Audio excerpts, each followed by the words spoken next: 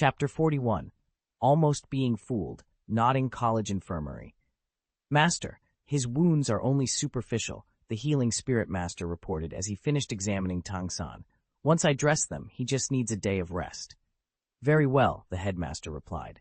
As the healing spirit master departed, the headmaster's gaze fell on Tang San, motionless on the bed. Only moments ago, his proud disciple had been ruthlessly crushed by Cheng Xiao. Tang San's secret weapon had failed him utterly. The headmaster sighed. If Cheng Xiao had held out a little longer, perhaps he might have been persuaded to accept her as a second disciple. Imagine the prestige of tutoring two titled Douluo, but there was no time for such daydreams. His foremost concern was Tang San's safety. Worse, if Tang Hao discovered his son had been beaten into unconsciousness, Nodding College would face his full wrath. A man bold enough to strike the Pope of the Wuhun Palace, Tang Hao wielded the Hao Qian hammer, widely regarded as the finest martial soul in existence, and had earned the title of titled Douluo at an unprecedentedly young age. With his notorious temper, no one could predict what outrageous measure he might take once he learned of his son's defeat. Xiao San, Master said with a soft sigh as he stood beside the infirmary bed, if you'd been allowed to cultivate the clear sky hammer first, you might not have fared so poorly today. He paused, concern lining his features. There's no denying the clear sky hammer's early advantages, but tensions on the mainland are at a breaking point. If you'd drawn that spirit now, the spirit hall would covet you immediately, and once they discovered you're Tang Hao's son, I fear the bloodshed that would follow. At that moment, Tang San's fingers twitched. After 2.5 hours unconscious, his eyelids fluttered open. He stared up at the ceiling, bewildered, before finally meeting his master's gaze. Teacher, I'm sorry, Tang San murmured, his voice heavy with regret. Master smiled warmly and placed a reassuring hand on his shoulder. Xiao San, there's no blame to place on you.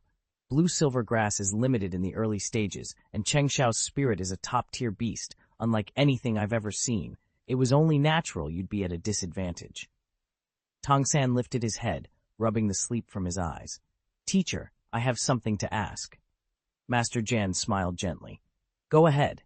If it's about martial arts theory, I'll do my best to give you a perfect answer. Tang San sat up a little straighter. I want to know whether it's wise to focus on cultivating my blue-silver grass spirit. With today's competition coming up, will I be at a disadvantage if I rely solely on this grass spirit? Right now, it already has 2 control-type soul skills. Should I seek out other soul rings to broaden its capabilities, rings that boost defense, toughness, or even raw attack power? It seems to me that pure control might not be enough to defeat someone like Cheng Xiao or the other spirit masters I'll face. Master Zhun nodded, considering Tang San's words. Unbeknownst to him, Tang San had actually been awake for some time. His teacher's lecture, delivered while Tang San was half asleep, caught him off guard, and now he felt even more puzzled. Had he misjudged his spirit's development? Where exactly had his strategy gone wrong? I'd chosen the blue-silver grass at my teacher's and my father's insistence. But every time I practice, a single question haunts me. What if I'd cultivated the clear sky hammer first? Its raw, crushing power would surely let me fight to the death against any opponent. On paper, the hammer outstrips the grass in every aspect of sheer combat strength. So why was I forbidden to develop it immediately? Master always taught that a spirit user's twin martial souls must be trained to equal quality. Since my blue-silver grass and clear sky hammer share the same innate potential, it should have been just as effective, perhaps even more so, to strengthen the hammer first. After all, the goal was simply to earn more T and 1,000-year spirit rings on that second ring once I reached Spirit Master level 90. Wouldn't flipping the order, hammer, then grass, yield the same long-term benefit, with the added advantage of formidable power in the meantime? Now, watching my slender green tendrils twitch under my control, I can't deny their usefulness in crowd control. But their offensive capabilities feel negligible unless I rely on the hidden weapons techniques of my Tang sect. Without those secret blades and darts, my grass has almost no killing power. If this path really leads to the destiny Master described, will I ever stand tall as a great spirit master, or am I condemning myself to weakness? As dawn's first light filters through the training hall, I vow to find the answer, and prove that even the humblest martial soul can become unstoppable. Could I ever rise to the very pinnacle of the Soul Master world on Douluo Continent? Was I doomed to cower beneath Cheng Xiao's superiority forever? That morning's duel had laid bare my inadequacies. Neither my first nor my second soul skill had managed to land a single hit or impose the slightest constraint on him. I didn't even know what techniques he'd used against me, only that some well of fear had opened in my chest, leaving me shivering at the mere thought of facing him again. And yet here I stood, torn between two paths. Should I keep refining my blue-silver grass martial spirit, even though it seemed hopelessly vulnerable to masters like Cheng Xiao? Or should I seize the chance to awaken my second martial soul, the clear sky hammer, and abandon the grass altogether? With the hammer spirit, I could walk tall, never again dreading an opponent whose spirit bound my vines before I could even strike. Xiao-san, why would you think such things? Master Yun's calm voice broke through my spiraling thoughts. He narrowed his eyes as he studied me. I know how bitter it is to lose to Cheng Xiao, but you mustn't rush into your second martial soul yet. The only reason you fell short today was your soul power. Your level is simply too low.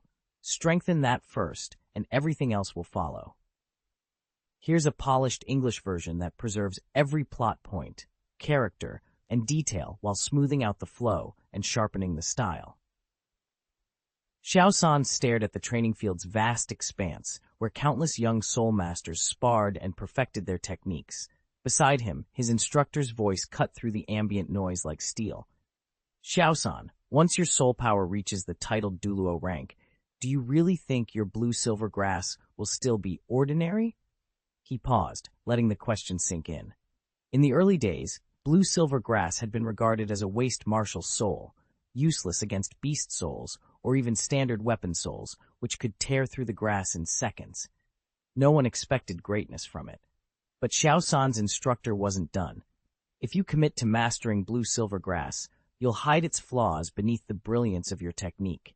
And don't forget, you have a second martial soul waiting in reserve. Xiao-san frowned, picturing the future. But what kind of soul rings will I be able to claim with that second spirit, once my blue-silver grass cultivation reaches the 90th level? Incredible ones, his instructor replied, voice brimming with confidence. You're building toward a collection of 10,000-year spirit rings for your second martial soul. And by the time you break through the 91st level, there's no reason you couldn't be wearing one, or even multiple 100,000-year spirit rings. A breeze rustled through the grass underfoot, carrying the distant cheers of sparring students. The instructor continued, his tone taking on a sharper edge. Cheng Xiao's martial spirit is rare. He wields invisible soul skills and potent buffing abilities. At this stage, you can't defeat him, and that might seem discouraging. But just because he currently outmatches you, does that mean you'll never surpass him? Xiao-san's grip on his training staff tightened. He wanted to say no, but the truth felt heavy in his chest. His mentor smiled. Remember this above all, Xiao-san. You're the only genius in history to awaken twin martial souls. Cheng Xiao may excel with one, yet you have two. You have twice the potential, twice the opportunity to rise. Never lose sight of what sets you apart.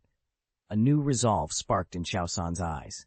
The murmur of the training ground faded as he leaned forward, determination fueling him. He would master his blue-silver grass and unleash the hidden strength of his second martial soul. One day soon, the name Tang San would be on every titled Douluo's lips. This version preserves all characters, dialogue, and crucial details while delivering a clear, engaging narrative for an English-speaking audience. He's just been lucky. His martial soul is something neither you nor I have ever seen. We have no clue what traits it possesses, so we can't devise a counter-strategy. Your only option is to go hunting for spirit rings. But don't worry, the master added, his tone growing confident. Even if you can't defeat him right now, once you fully cultivate your second martial soul and bond 9,000-year spirit rings to it, you'll command 2 martial souls and 18 soul skills. Tell me who then could stand against you. The master wasn't sure if Tang San heard those words, but in fact, he did. And in time, Tang San would indeed rise to the rank of Douluo with dual martial souls. Yu Xiaogong's theory would be vindicated in the world of spirit masters, its importance undeniable. The master knew exactly what Tang San was feeling. After all, he had been there himself. When his own spirit first awakened, he had been unable to break through to the 30th spirit ring. He had sunk into confusion and self-doubt, tormented by endless questions. But Tang San would not suffer that fate. Instead, he would prove them all wrong. Now that I've devoted myself to the study of martial arts theory and even attained mastery, surely that counts as its own kind of success. Chapter 42, Future Development. After hearing Grandmaster's solid argument, Tang San, who had been wavering over whether to switch his focus to Clear Sky Hammer cultivation, suddenly felt a burst of clarity. Grandmaster was absolutely right. Once his soul power reached level 90, he would be able to awaken his second martial soul. As soon as that happened, he could take the next soul ring, guaranteed to be a 10,000-year ring, and attach it to his new spirit. Sure, Cheng Xiao could still overpower him at the moment, but that wouldn't always be the case.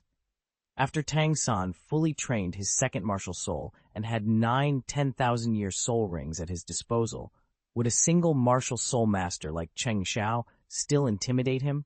The thought filled him with a profound sense of enlightenment.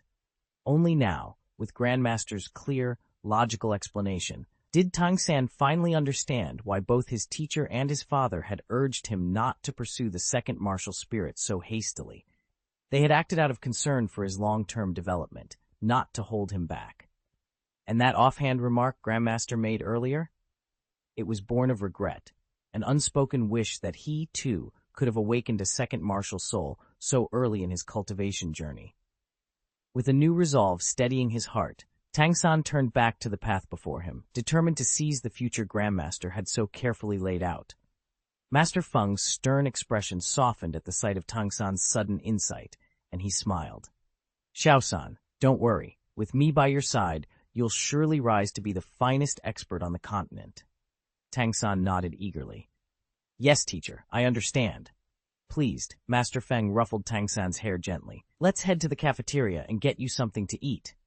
You're still growing. You can't skimp on nutrition. Besides, there's more I need to explain to you. A silver-bright moon hovered in the sky like a polished plate, its cold light bathing the world below in a gentle luminescence.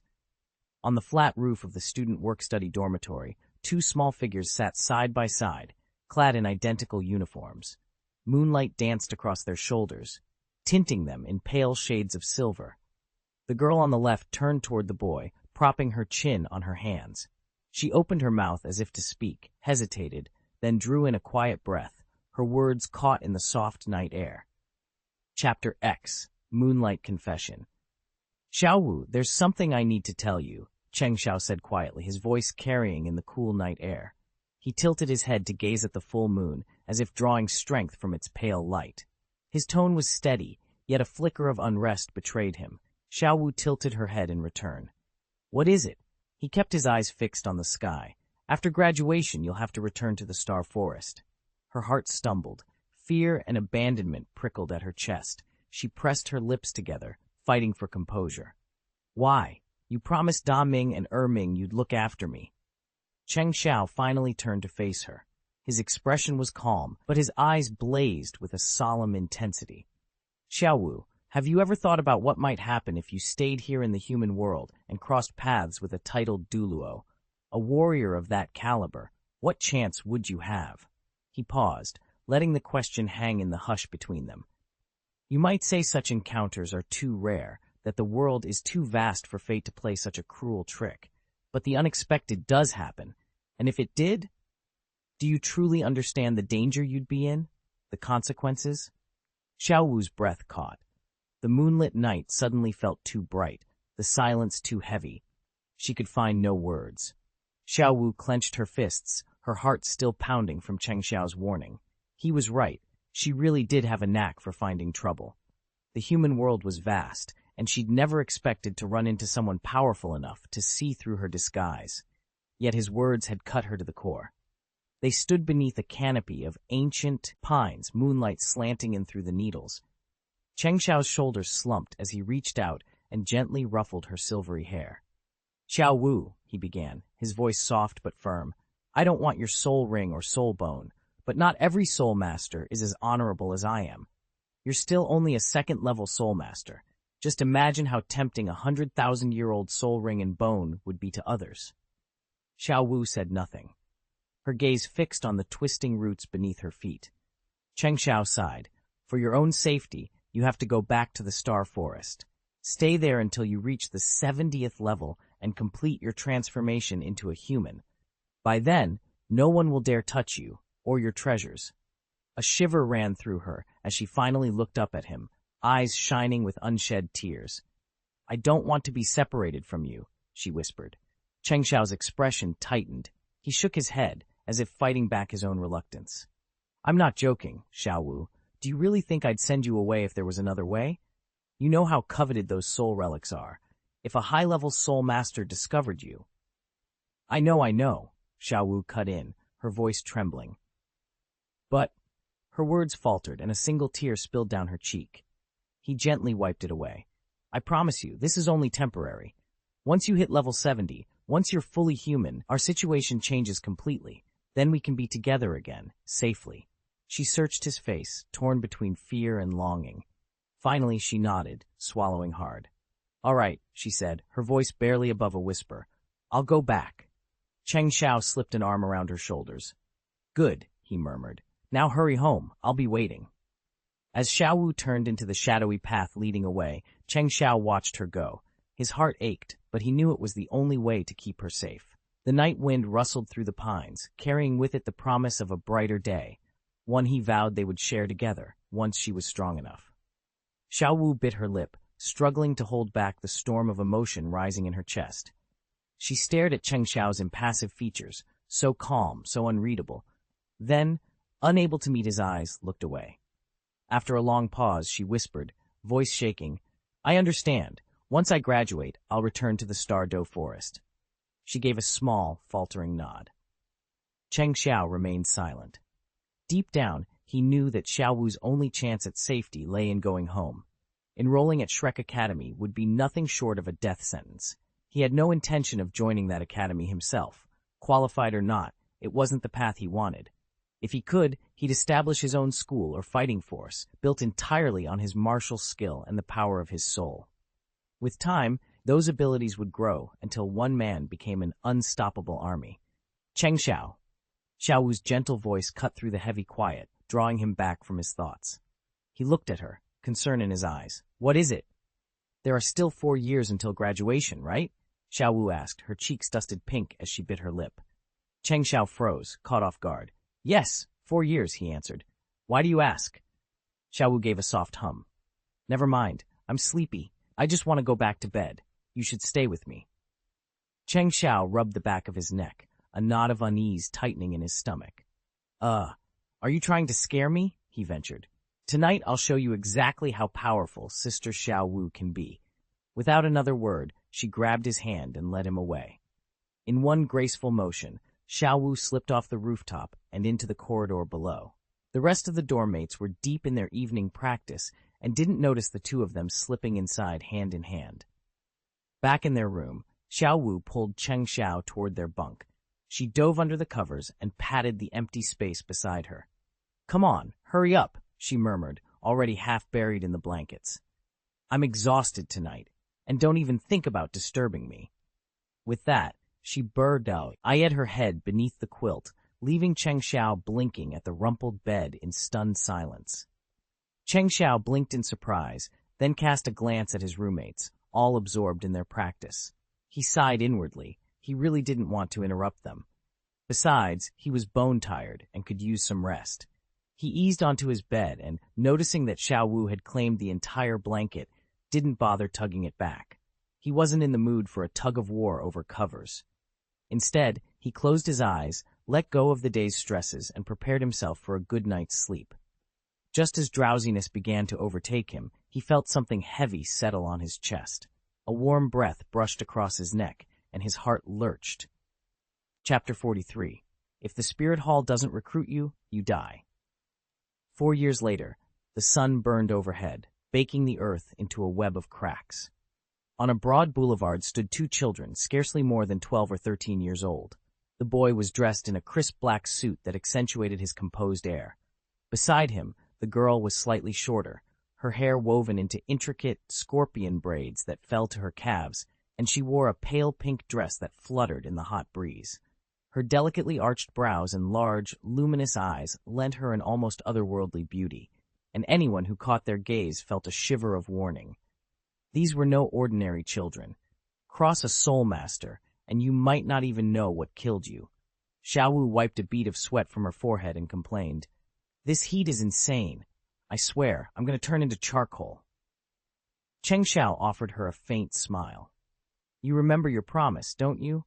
Once we graduate, you head straight back to the Douluo Forest to train. No excuses." Chapter 8, Soul Thresholds. Cheng Xiao's warning cut through the afternoon stillness like a blade. You won't be allowed back into human society until your soul power reaches at least level 60. Below that, if you cross paths with a high-ranking soul master, you risk becoming one of their soul rings, or worse, their soul bone. Xiao Wu tossed her silvery hair and rolled her eyes. "You really think running into a titled Douluo is that easy? They're not cabbages. You can't just pick them off the ground." Cheng Xiao's lips curved into a dry smile. "I'm only looking out for you. Do you want Daming and Erming to lose their sister?" "Don't be ridiculous," Xiao Wu retorted, flicking an annoyed glance at him. Then her tone softened. "When I left Notting College, Tang San mentioned a place called Soul City. He says his master recommended it. There's an academy there, Shrek Academy, that supposedly admits only beast-souled fighters, not ordinary human cultivators. I don't even know if it really exists." A thoughtful silence fell between them before Cheng Xiao raised an eyebrow. "So, you want to go?" Xiao Wu hesitated, then squared her shoulders. "Tang San and I are just classmates, but if you're headed there, I'll follow." They exchanged determined looks. No matter what awaited them in Soul City, they would face it together. "I'm not going without you," Xiao Wu declared, folding her arms. Cheng Xiao paused, then shrugged. "Frankly, I've heard that Academy doesn't even have real grade levels. It sounds like a sham, only beasts get in, and ordinary students are just cash cows for tuition." Xiao Wu nodded. "Right. I can't understand why Master insists Tang San goes there. Before graduation, several mid-rank Soul Master academies offered us unconditional admission."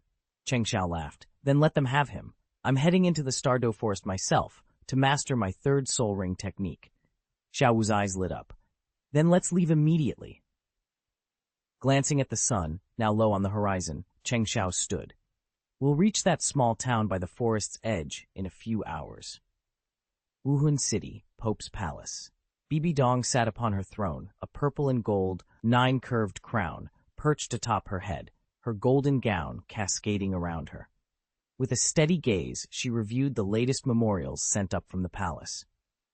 Since her last visit to the Douluo Palace, Bibi Dong has found her responsibilities at the Wuhun Palace multiplying by the day. She knows that to truly seize control of the Hall of Souls, she must involve herself in every affair that unfolds within its walls. Only then can she ensure that ultimate power remains firmly in her hands. "Your Holiness," a voice called out.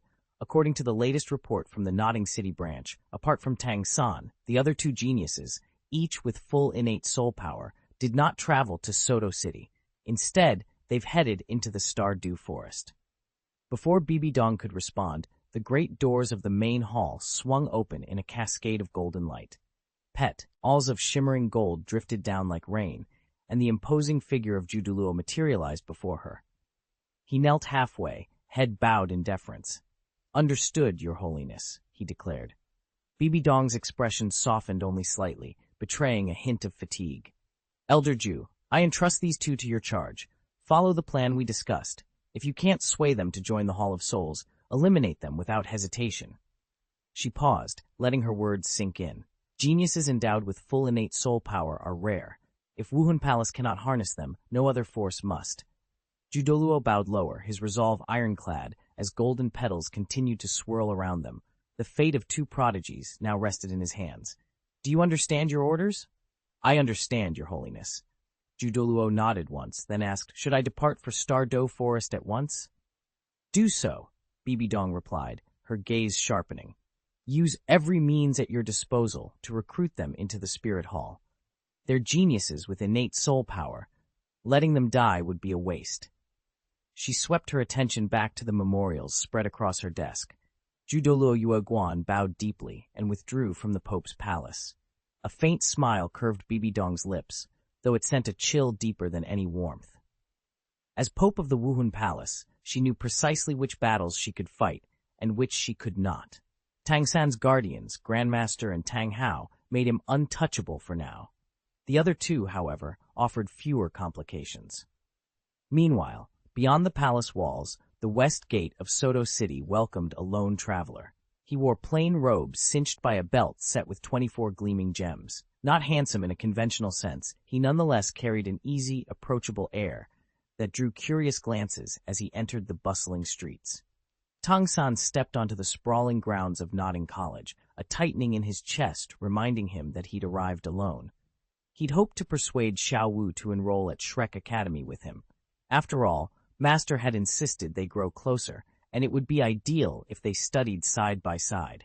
But no matter how many times he pleaded, Xiao Wu's answer remained the same. I won't go unless Cheng Xiao goes. If he's there, then I'll go too. Otherwise, no. Tang San understood her loyalty to Cheng Xiao, even if his own relationship with the young man was far from smooth. Their sparring matches had never gone in his favor, and the idea of hinging his own admission on Cheng Xiao's presence felt like too much of an affront to his pride. So here he was, embarking on this journey alone. He shook off the lingering disappointment. Loneliness was nothing new. He'd lived with it in his previous life, and he could accept it again now. Checking the schedule in his pocket, he noted that his first exam would be in 2 days. Well, he murmured to himself, tucking the timetable away, I might as well explore the campus. With a small, determined nod, Tang San set off down the path, ready to make the most of his solitary arrival. I'm a little hungry, Tang San muttered as his stomach rumbled. He watched the couples passing by, hand in hand, and felt a fresh wave of loneliness. He'd planned to attend the intermediate college, but his master had insisted he remain here instead. Bound by respect and duty, Tang San had no choice but to follow his teacher's orders. Chapter 44. Shadow Soldiers and the Power of the Ruler. Morning mist clung to the spires of Nodding College as Xiao Wu, radiant in her graduation robes, and Cheng Xiao rose to their feet. Diploma in hand, they exchanged a determined glance. Today they would set out on the road to the Stardew Great Forest, each chasing the legacy they'd promised to build. Tang San, his own course decided, bowed respectfully to Master and his classmates. I'll go on to Soto City, he said, voice steady. Master recommended Shrek Academy. There's no time to lose. Master smiled, pride warming her eyes. Very well. Be safe, Tanner. With that, Tang San slipped quietly out of the courtyard, vanishing beneath the morning's pale light, while Xiao Wu and Cheng Xiao stepped onto the long road northward. 2 days later, the trio regrouped at the forest's southern edge. Tall pines whispered overhead, and distant cries of unknown beasts echoed through the undergrowth. Cheng Xiao paused beside an ancient stone monument, fingers brushing the carved runes. She just reached level 30, and with it, 2 terrifyingly powerful new Shadow Do techniques. First was her special gift, the power of the ruler, omnipotence of the ruler, capable of affecting any object or being without direct contact. Second was true shadow extraction. By drawing out the lingering Do energy in inanimate organisms, she could forge it into obedient shadow soldiers. The stronger the creature she extracted from, the more potent and longer-lasting her soldiers would be. But there was a caveat. At her current level, Cheng Xiao had only 3 extraction attempts. Fail 3 times in a row, and the residual energy dissipates into nothing, forever lost. Xiao Wu watched her friend with concern. Are you certain you're ready to use it? Cheng Xiao's violet eyes glittered. I have to learn before we enter the forest's depths. Let me show you. She raised a hand and flicked her wrist, setting her power of the ruler alight. A dozen feet away lay the petrified shell of a fallen crystal beetle, an inanimate husk left by a previous battle. Without moving closer, Cheng Xiao's aura expanded in grainy ripples. The jagged carapace trembled. Dark veins of energy began to seep from the cracks. Xiao Wu held her breath as the husk's form blurred at the edges. Shadow was drawn out, coalescing into a vaguely insectile shape. But on Cheng Xiao's first attempt, the form collapsed in on itself. Black dust scattered across the stones. Failure 1, Cheng Xiao murmured, her voice calm. She focused again. On her second try, the shadow soldier flickered to life. A half-seen beetle wreathed in darkness, but collapsed before she could stabilize it. 2 down, she sighed. Last chance. The forest held its breath. Cheng Xiao closed her eyes, channeling each ounce of her ruler's authority into the extraction. When she opened them, ebony tendrils spiraled out, latching onto the shell's last spark of dew energy. Slowly, the husk dissolved, first into shards of crystal, then into a living shadow soldier less than 2 feet long, its mandibles clicking. Xiao Wu exhaled in relief. You did it. Cheng Xiao allowed herself a brief smile. She reached inside her dough upper palace, into the king's shadow, and deposited the new soldier. It vanished from sight, stored in stasis until summoned. Shadow saved, Cheng Xiao announced. Now I can call it forth whenever I need backup. Xiao Wu nodded, awe flickering in her eyes. With only 3 tries, you nearly lost the chance. It taught me the cost. Cheng Xiao brushed a stray lock of hair from her face. But as my level rises, so will my extraction quota, and my success rate stays the same, so practice now pays off later. The 2 friends continued on, entering the shadow-dappled pines together. Far to the south, on a lonely road, Tangsan mounted a weary mule. Ahead of him lay Soto City, and beyond that, the legend of Shrek Academy. Each carried their own destiny, Xiao Wu and Cheng Xiao with newfound shadow dough techniques, and Tang San on the path Master had laid out. Their journeys had diverged, but the day would come when they met again, stronger, wiser, and bound by the same unbreakable spirit. The number of shadow soldiers he could command grew with his own strength. A sliver of crescent moon hung in the ink-black sky, casting a pale, chilly light over the sleeping forest. At its heart, a single campfire flickered and danced, pushing back the surrounding darkness with a warm, amber glow. Cheng Xiao leaned against the rough trunk of an ancient oak, idly stirring embers with a slender fire stick. This was his 3rd night in the Xingdou Great Forest. Since their arrival, Ming had escorted Xiao Wu into the inner circle, and the 2 forest emperors had solemnly vowed to care for her until she reached level 60.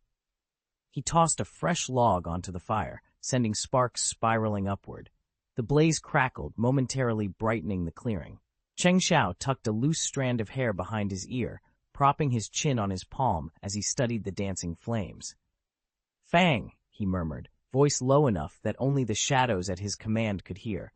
Are there any 1,000-year soul beasts nearby I could recruit as soldiers? A tendril of inky darkness seeped from Cheng Xiao's eyes and writhed across the ground until it coalesced into a hulking form. Moments later, a new shadow soldier stood before him. A beastly figure with bared fangs, its muscular silhouette wreathed in black mist. Its low growl rumbled through the night, the promise of fierce loyalty to its summoner. Cheng Xiao nodded once, pleased.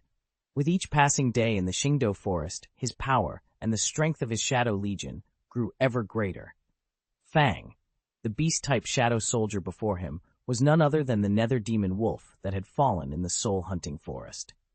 When Cheng Xiao, under the Shadow King's influence, had slain the beast, its life force had poured into his shadow. And just as he reached level 30 and condensed his 3rd 1,000-year soul ring, the wolf's spirit had been reborn, automatically summoned as his very first shadow soldier. He named it Fang. By shadow soldier standards, its rank was ordinary, the lowest tier in the 6-level hierarchy. Ordinary, elite, knight, general, and commander. I almost forgot. Cheng Xiao muttered, You're still too low level to speak. He sighed, rubbing the back of his neck. His own power felt pitifully weak. Now that Xiao Wu had left, he had no one else to talk to. Cheng Xiao yawned and shook his head. Never mind. Since we can't find a suitable beast-type soul beast tonight, tomorrow we'll target century-old soul beasts, ones approaching 1,000 years of cultivation. He waved at Fang, sending his shadow soldier on guard duty, then settled by the campfire in a meditative posture. The boy closed his eyes. Around him, the forest fell silent once more, save for the crackling firewood and the distant hum of insects. Moments later, Cheng Xiao's calm was shattered. His eyes snapped open, and he sprang to his feet, frowning. A sudden surge of shadow power had jostled him awake. The link to Fang had just been severed, proof that a fearsome soul beast, easily capable of destroying the young soldier, was nearby. "Fang," Cheng Xiao called, extending his palm. A wisp of black smoke spiraled down and solidified into the form of his shadow companion. As Fang reappeared, a dark purple glow flared in Cheng Xiao's eyes. He could already sense the massive presence closing in on them. Cheng Xiao pressed himself against the rough bark of a massive tree, vanishing into its shadow. He raised a hand and issued a silent command to his shadow soldier, Fang. At his low roar, Fang melted into the forest depths. As a summoned shadow soldier, Fang could relay information to his king at any moment, no matter the distance. Cheng Xiao watched Fang's form disappear among the trees. His violet eyes flared to life as he unleashed his shadow power. It rolled out from him like a living net, probing every inch of the forest around him. With each pulse of energy, he perceived the world in uncanny clarity. Every blade of grass, every rustling leaf. Within a full kilometer, nothing stirred to warrant concern. Yet as his awareness stretched farther, an inexplicable unease crept into his chest. He tightened his grip on his power and sent it deeper into the dark undergrowth. About 1,500 meters ahead, his shadow vision caught movement, two snarling soul beasts locked in fierce combat. And at the very edge of that skirmish, Fang crouched motionless in the underbrush, waiting, watching, utterly unseen. Roar! The forest trembled under a high-pitched, razor-sharp bellow. Leaves and undergrowth whipped about as if caught in a sudden gale. Straining his eyes through the swirling foliage, Cheng Xiao beheld two colossal soul beasts locked in savage combat. On one side was the human-faced demon spider, an abomination feared as the evil killer. Its grotesque, almost human visage was framed by 8 spindly legs, each bristling with venomous barbs. Opposing it prowled the ghost tiger, its translucent pelt rippling with eerie light. Crimson eyes glowed with feral intensity, and every exhaled breath sounded like the thunder of an oncoming storm.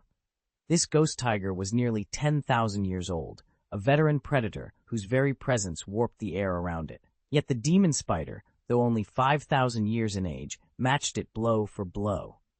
Over the centuries, the spider had perfected a terrifying skill known simply as devour, allowing it to consume the essence of foes far older and stronger than itself. Many powerful soul beasts had fallen before it, their strength fueling its relentless ascent.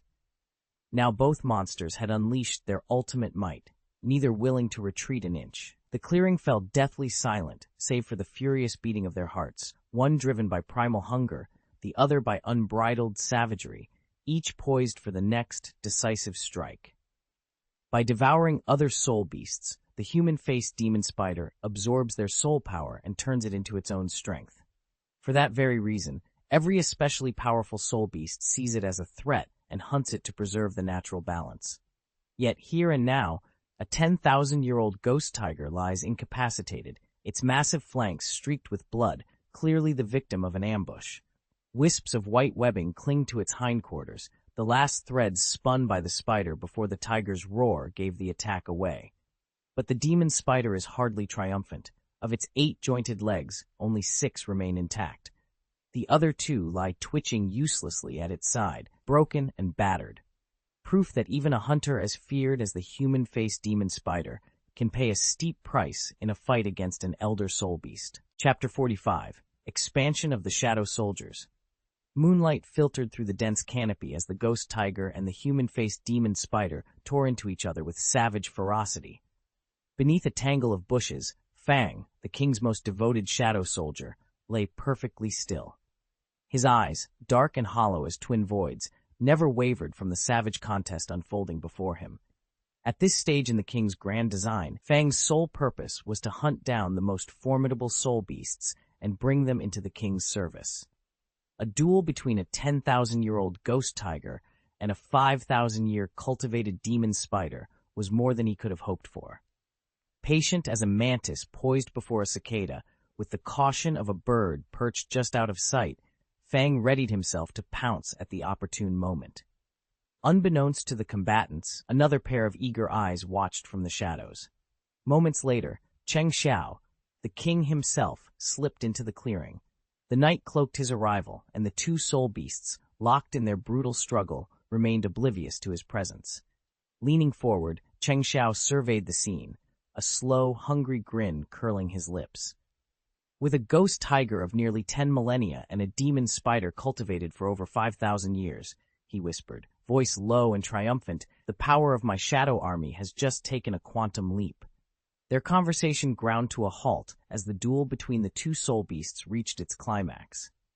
With a thunderous roar, the ghost tiger sprang into motion. In an instant, it blurred into a black streak of light and closed the distance to the human-faced demon spider in the blink of an eye.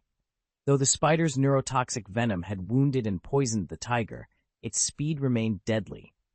The beast left a lingering shadow where it had stood, and before the demon spider could muster any defense, razor-sharp claws ripped through its chitinous shell.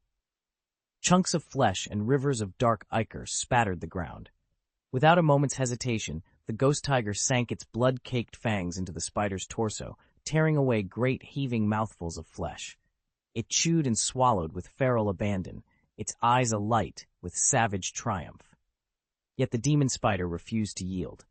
With only 6 legs still functional, it writhed violently, twisting its massive body in a desperate bid to escape the tiger's crushing assault. The moment the demon spider last moved, the foliage around it began to wither and rot. Even mighty trunks cracked and splintered under its immense bulk. In a sweeping radius of dozens of meters, the forest lay wrecked, no leaf unblemished, no branch left intact. Yet atop that ruined carapace crouched the ghost tiger, its jaws locked onto the spider's soft tissue. The demon spider writhed and tumbled through the destruction, but the spectral beast refused to relent.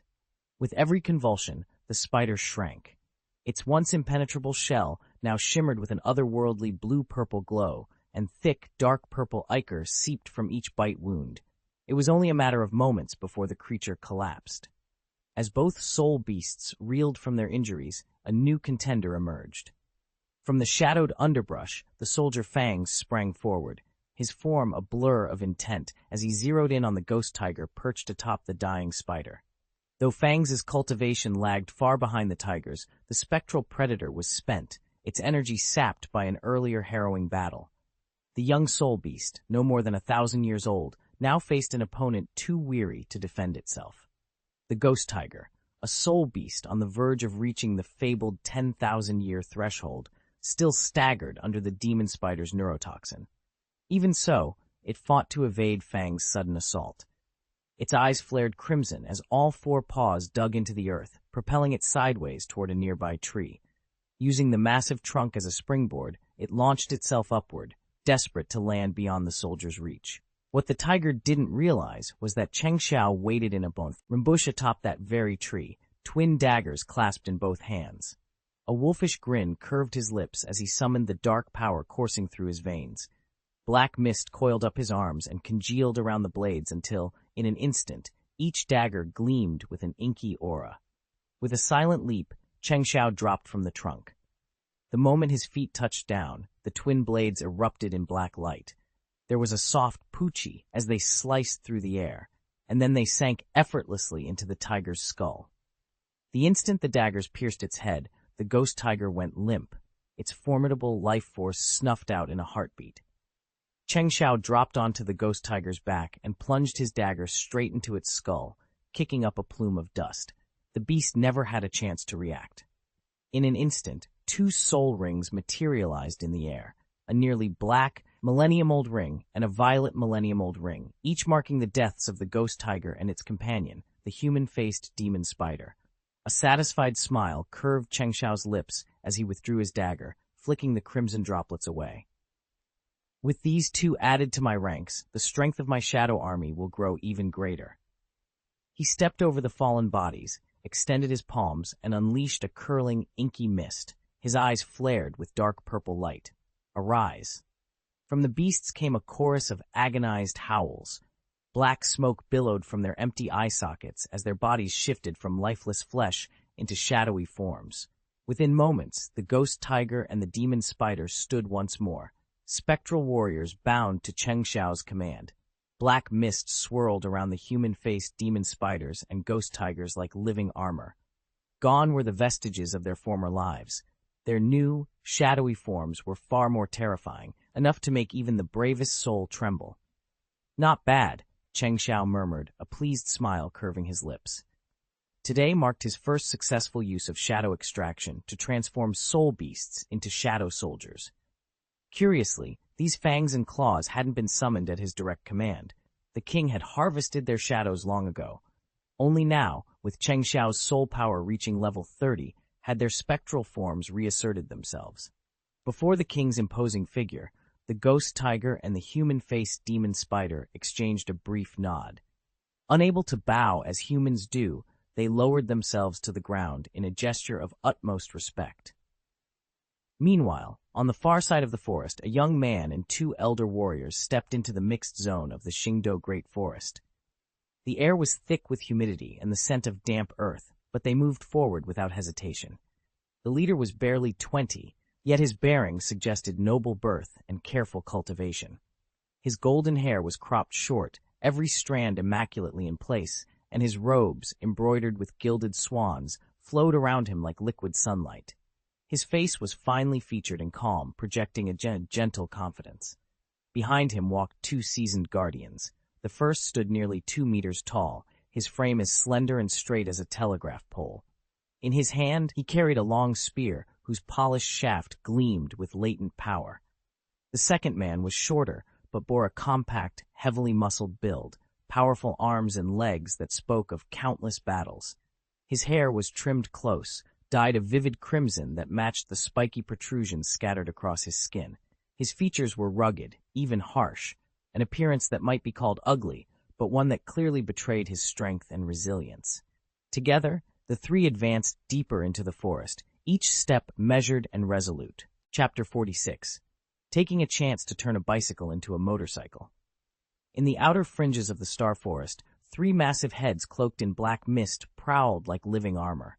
Wherever they passed, ancient, thousand-year-old spirit beasts tumbled to the ground, slain with merciless precision.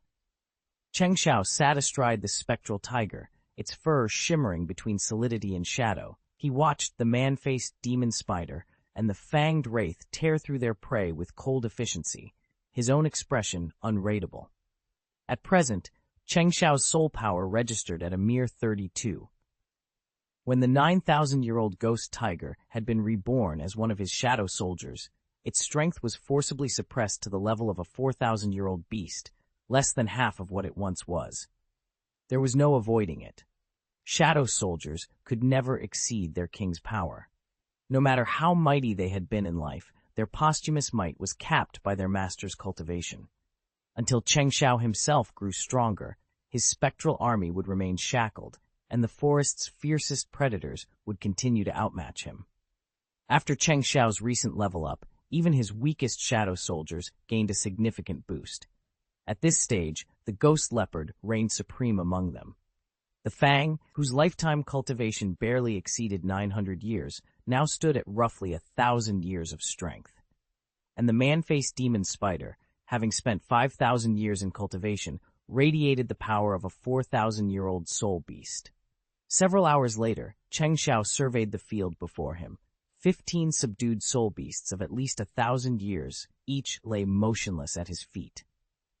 He had set out to capture 20, but paused mid-hunt and decided to leave 5 openings in his ranks, just in case he stumbled across an even more extraordinary creature.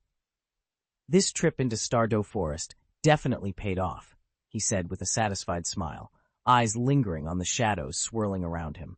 With a single sweep of his hand, every shadow soldier dissolved into inky mist, merging seamlessly back into Cheng Xiao's own silhouette. He lowered his head, studying the subtle ripple of darkness that now pulsed at his feet, his growing legion, contained once more within his shadow. Cheng Xiao surveyed his growing army of shadow soldiers, now a dozen strong, and felt a swell of satisfaction as their collective silhouette loomed larger than ever. He was about to stand and depart when a sudden ripple of energy reached out to him, catching him off guard. He closed his eyes and narrowed them. That aura, it belongs to at least a 10,000-year-old soul beast, he murmured. Immediately, the shadows coiling inside him stirred, slipping outward like ink dropped into water. If he could convert a soul beast of that magnitude into a new shadow soldier, his fighting force would gain immeasurable power. Cheng Xiao paused mid-thought, checking the depths of his remaining shadow energy.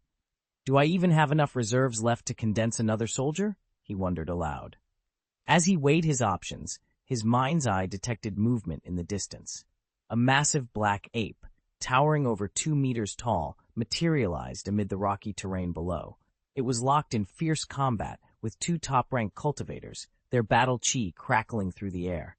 Nearby, a third figure observed the clash in impassive silence.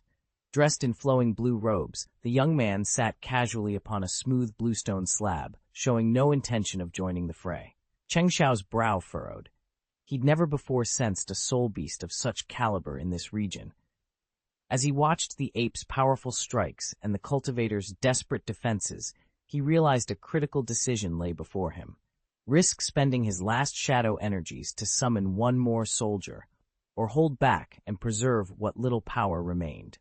The answer would determine not only the outcome of this fight, but the fate of his entire Shadow Legion. Cheng Xiao's shadow power had already identified the creature before, the dreaded, 3-eyed demonic ape. Unlike ordinary ape-type soul beasts, this monster combined darkness and spirit attributes in a deadly synergy. Its spiritual aptitude wasn't just for ranged attacks. More critically, it granted the ape superior intelligence over other beasts of its rank.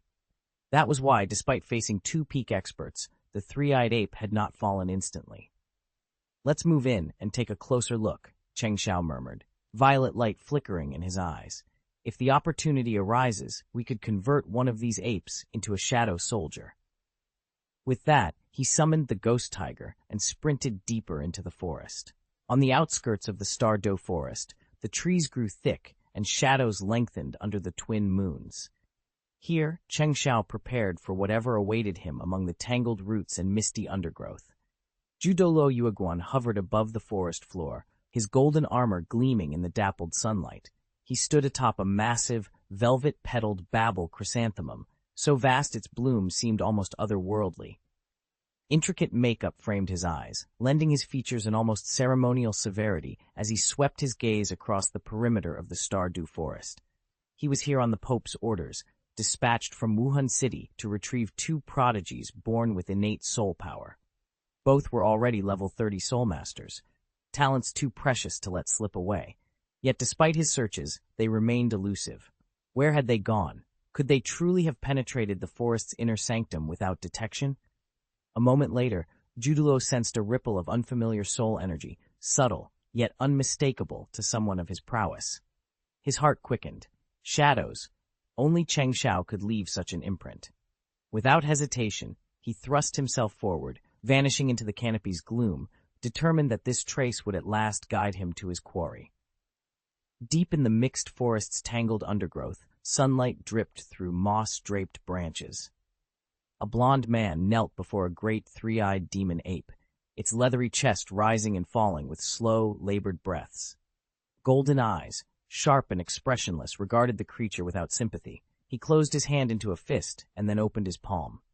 There, hovering above his skin, coalesced a slender sword forged from condensed soul force. Its blade shimmered with a warm, amber glow, ready to execute his silent judgment. "Are you certain you want to absorb that dark-attributed soul beast, young master?" The lean old retainer asked uneasily. The blond young master didn't even look up. "It's fine. I only need its spiritual essence. The dark attributes won't harm me." The retainer fell silent. He gripped his golden spear tighter, and a second guard, equally wary, scanned the forest to ensure no one interrupted the extraction.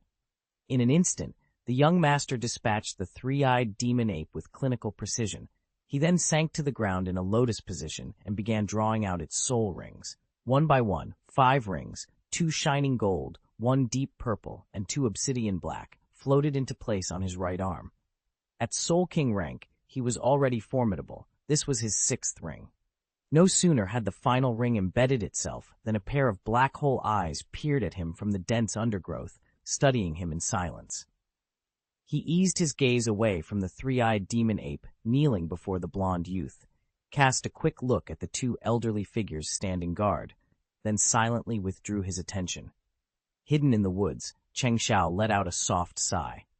The ghost leopard's scouting report had confirmed his suspicions. Those two old men were actually titled Douluo, and the young blonde soul master wasn't slumming it either. Once he finished absorbing that soul ring, his power would reach Soul Emperor rank, something only Spirit Hall elites could claim. Damn it, Cheng Xiao muttered, leaning his back against a tree trunk and forcing a wry smile. I came hoping to bag myself a 10,000-year soul beast for my shadow army. Now I've got to wait until they finish the ritual and move on before I can even summon my shadows. He already had a strong hunch who the blonde youth was, Qian Renshui, the Spirit Hall's deep cover agent inside the Tiando Empire. Two titled Douluo flanking him, one lean, one burly, and this soul master absorbing the ring. It fit too neatly to be anyone else. Minutes stretched on. Cheng Xiao's eyes flicked back toward the clearing. They must be almost done. Any moment now. He spotted the blonde man through the trunk of the ancient oak and noticed the faint glimmer of a sixth black soul ring taking shape on his arm. It looked as if he'd just absorbed it. Then, in an instant, a pair of piercing eyes snapped onto him. Cheng Xiao's blood ran cold. A sudden whoosh of wind sliced through the clearing, immediately followed by a burst of golden light. "Who's there?" he demanded, voice echoing among the trees. Chapter 47. Their real target was the young master. Long before Cheng Xiao's sharp gaze fell upon the three Douluos, Snake Spear Douluo and Porpoise Douluo had already sensed something amiss. As titled Douluos, their spiritual perception was prodigious. At first, they'd assumed the flicker of movement in the underbrush was just another wayward spirit beast. After all, this was the Star Forest, and such wanderers were nothing out of the ordinary. But as the seconds ticked by, the disturbance didn't dissipate. When they refocused their sight on the dark thicket ahead, both warriors realized with a jolt that this was no animal. With lightning speed, Snake Spear Douluo hurled his weapon, his gleaming snake spear, as if it were a javelin, aiming straight at the silhouette skulking in the shadows. At that precise moment, Cheng Xiao sprang into action. He had no intention of waiting to be skewered. As the spear whistled through the air, he called upon his shadow soldiers. In an instant, dozens of formless figures, wraith-like warriors born of pure shadow, marched into being before him. Leading the vanguard was Guihu. With a sharp gesture from Cheng Xiao, the shadow soldiers surged forward in the opposite direction of the attack. Their goal, to draw Snake Spear Douluo and Porpoise Douluo away from him, buying precious seconds for their young master to slip away. The forest erupted in a flurry of movement. Over a dozen shadowy forms poured between the trees, their arrival both sudden and undeniable. The rustle of leaves, the soft thud of their boots, and the faint crackle of shadow energy set the two titled Douluos on high alert. What had seemed like a simple reconnaissance had just escalated into a full-scale ambush. As the shadow soldiers fanned out, Guihu cast a backward glance at Cheng Xiao, giving the signal to press the advantage. Meanwhile, the young master, Cheng Xiao's true quarry, remained hidden in the depths of the forest, untouched and oblivious to the unfolding struggle. In the heart of the Star Forest, traps were closing, loyalties were about to be tested, and the hunt had only just begun. Dragon Spear Douluo Yulong scanned the forest, still unable to pinpoint Cheng Xiao's exact location. He had just thrown his snake spear when a horde of shadowy figures erupted from the undergrowth. In his view, they were nothing more than a band of escaped soul beasts. Abyss Douluo cast a worried glance at Qian Renshu, who knelt at the forest's edge, her eyes glowing as she absorbed her sixth soul ring. Then he turned back to Yulong. "Why are there so many soul beasts here? Have they sensed her aura and come to disrupt her?" Yulong's expression hardened. This is the crucial moment for her spirit ring absorption. We cannot allow any interference. With that, he drew in a steady breath, clenched his fists, and flicked his wrists. The snake spear whistled through the air, carving a protective arc around Qian Renshui before snapping back into his hand.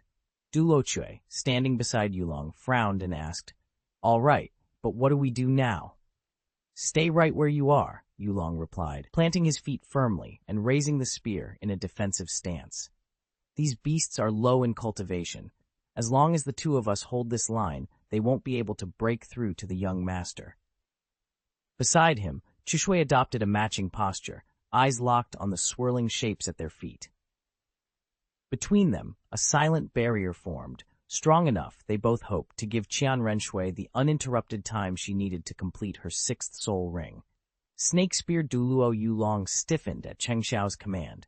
He thrust his spear into the earth, nodded sharply, and cast a vigilant glance around, determined to keep the soul beast commotion from disturbing Qian Renshui. Nearby, Bloodthorn Douluo mirrored his motion and came to a halt. Just then, Cheng Xiao seized the moment to unleash his man-faced demon spider. From the forest depths, a purple orb of light erupted into the clearing. In the blink of an eye, it expanded overhead and unfurled into a colossal spiderweb that rained down from the heavens. The entire maneuver was so swift that neither Yulong nor Bloodthorn had time to react. They had every reason to expect low-level soul beasts to shrink back, not attack when a high-level Douluo approached. And these were supposed to be thousand-year beasts. They should have retreated at the first sign of danger. Yet here they were, brazenly striking.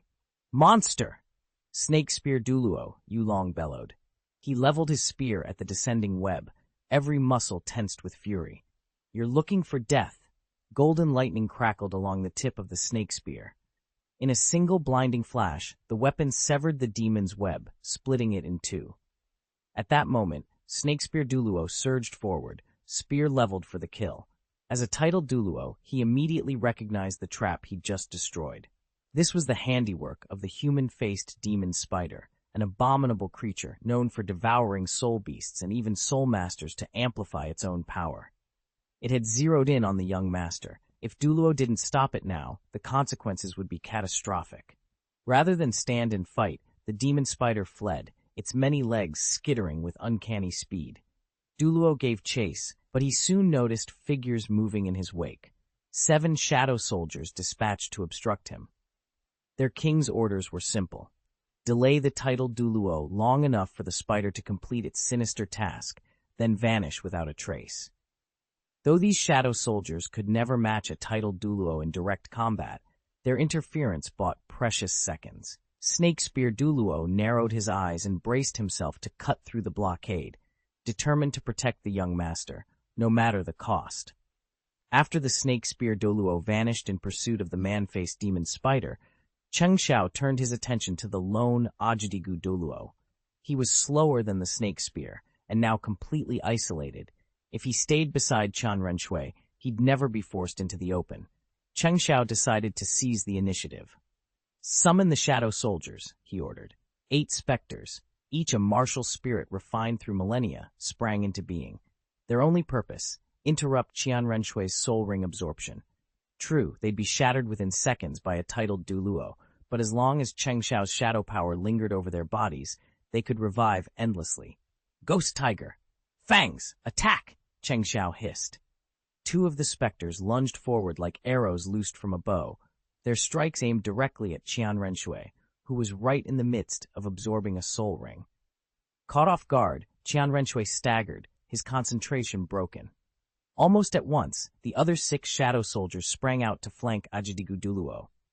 Their target wasn't Qian Renshui at all, but the rugged, agouti-spirited Douluo now standing alone in the clearing. "Damn it! They're going after our young master," the array Douluo cursed under his breath. In a heartbeat, he completed his formation, seizing control of his martial spirit and unleashing a protective barrier around Qian Renshui before the ghost tiger and fangs could land their blows. Thorny porcupine Douluo's body swelled like a balloon, flesh stretching until countless violet spikes burst forth and bristled across every inch of his form. Even his hands transformed into mace-like clubs of hardened quills. His entire aura gleamed with that peculiar purple hue. This martial spirit was a porcupine fish, a marine creature that, when threatened, inflates and raises its barbed spines. Its flesh is laced with potent toxin, and any wound from its quills delivers a venomous sting, making it a notoriously deadly opponent. Nearby, Array Douluo watched with mounting concern as a horde of soul beasts charged toward Qian Renshui. At over 90 spirit ranks, he didn't hesitate. He unleashed his martial spirit avatar. In an instant, a colossal wave of soul power radiated outward, the invisible pressure slamming into the oncoming shadow soldiers and pinning them solid. Even the fearsome ghost tiger and the fang reeled under the force, unable to take another step. Seizing the moment, thorny porcupine Douluo tore through the 6 nearest soul beasts in a heartbeat. Then, with a single powerful thrust of his palm, hundreds of purple quills shot forth like harpoons, and both the ghost tiger and the fang crumpled under the assault. In the blink of an eye, the 2 beasts lay lifeless, their threats extinguished without mercy. Cheng Xiao, crouched behind the thick trunk, watched the battlefield with narrowed eyes. Slowly, he raised his palm, and once more, a swirl of black mist erupted into being. In an instant, tendrils of dark air solidified into shadow soldiers, and they charged forward exactly as before, catching thorny porpoise Douluo off guard. "What? Where are these soul beasts coming from?" Thorny porpoise Douluo stammered, disbelief lining his voice. He'd just wiped them out. How could they have reappeared so quickly, and why were those 2 ancient beasts still leading the assault? He shook off his confusion and steeled himself. A handful of 1,000-year-old soul beasts shouldn't be able to break through his defenses. What he didn't notice, however, was the disturbance rippling through Qian Renshui's spirit power. She had been in the final moments of absorbing her 6th soul ring when that surge of black energy brushed against her. A cold sweat beaded on her brow as the new ring, once nearly solid, grew faint and flickered, threatening to dissolve entirely. Clearly, Cheng Xiao's intervention had thrown her process into chaos. 5th soul skill, thorn bone spikes. The moment the 5th soul ring glowed beneath thorny porpoise Douluo's feet, thousands of jagged bone spikes erupted from the ground, impaling the oncoming soul beasts and tearing them apart in an instant. But before he could catch his breath, fresh packs of beasts charged forward, faster and more relentless than before. Thorny porpoise Douluo's eyes widened. Were these creatures being controlled by unseen enemies? Why did each wave seem endless? Determined to shield Qian Renshui at all costs, he darted to her side in a blur of motion. Drawing deeply on his spirit power, he thrust both palms outward. A shimmering, translucent barrier blossomed in front of her, just as Ghost Tiger and Fang, at the head of the shadow soldiers, crashed into it. The impact knocked them back. The rest of their force pounded the shield in vain. Flying at such high speed, they could do nothing but recoil. After all, this was the king's command. Thorny Porguo had just spotted 8 shadow soldiers gathering before him. He tensed, ready to unleash his soul technique and wipe out these troublesome soul beasts. Then, without warning, Qian Renshui, who had just absorbed her 6th soul ring, slowly opened her eyes. Her irises glowed a deep, star-studded purple. Behind her, a 3-meter-tall angelic phantom manifested. 6 immaculate wings unfurled from its back, and a radiant golden halo hovered above its noble features. The surrounding shadow soldiers, creatures born of darkness, stumbled backward at the dazzling sight. Even a shadow king would falter under such searing holy light, let alone these lesser fiends. At Qian Renshui's unspoken command, the shadow soldiers dissolved into tendrils of black mist, vanishing before thorny porpoise Douluo's astonished gaze.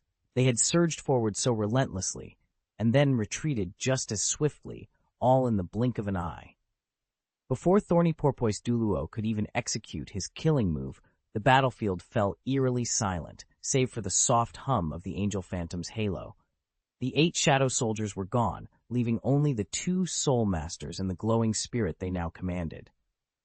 After the shadow soldiers faded back into the forest's darkness, a black blur flickered between the trees just a short distance away.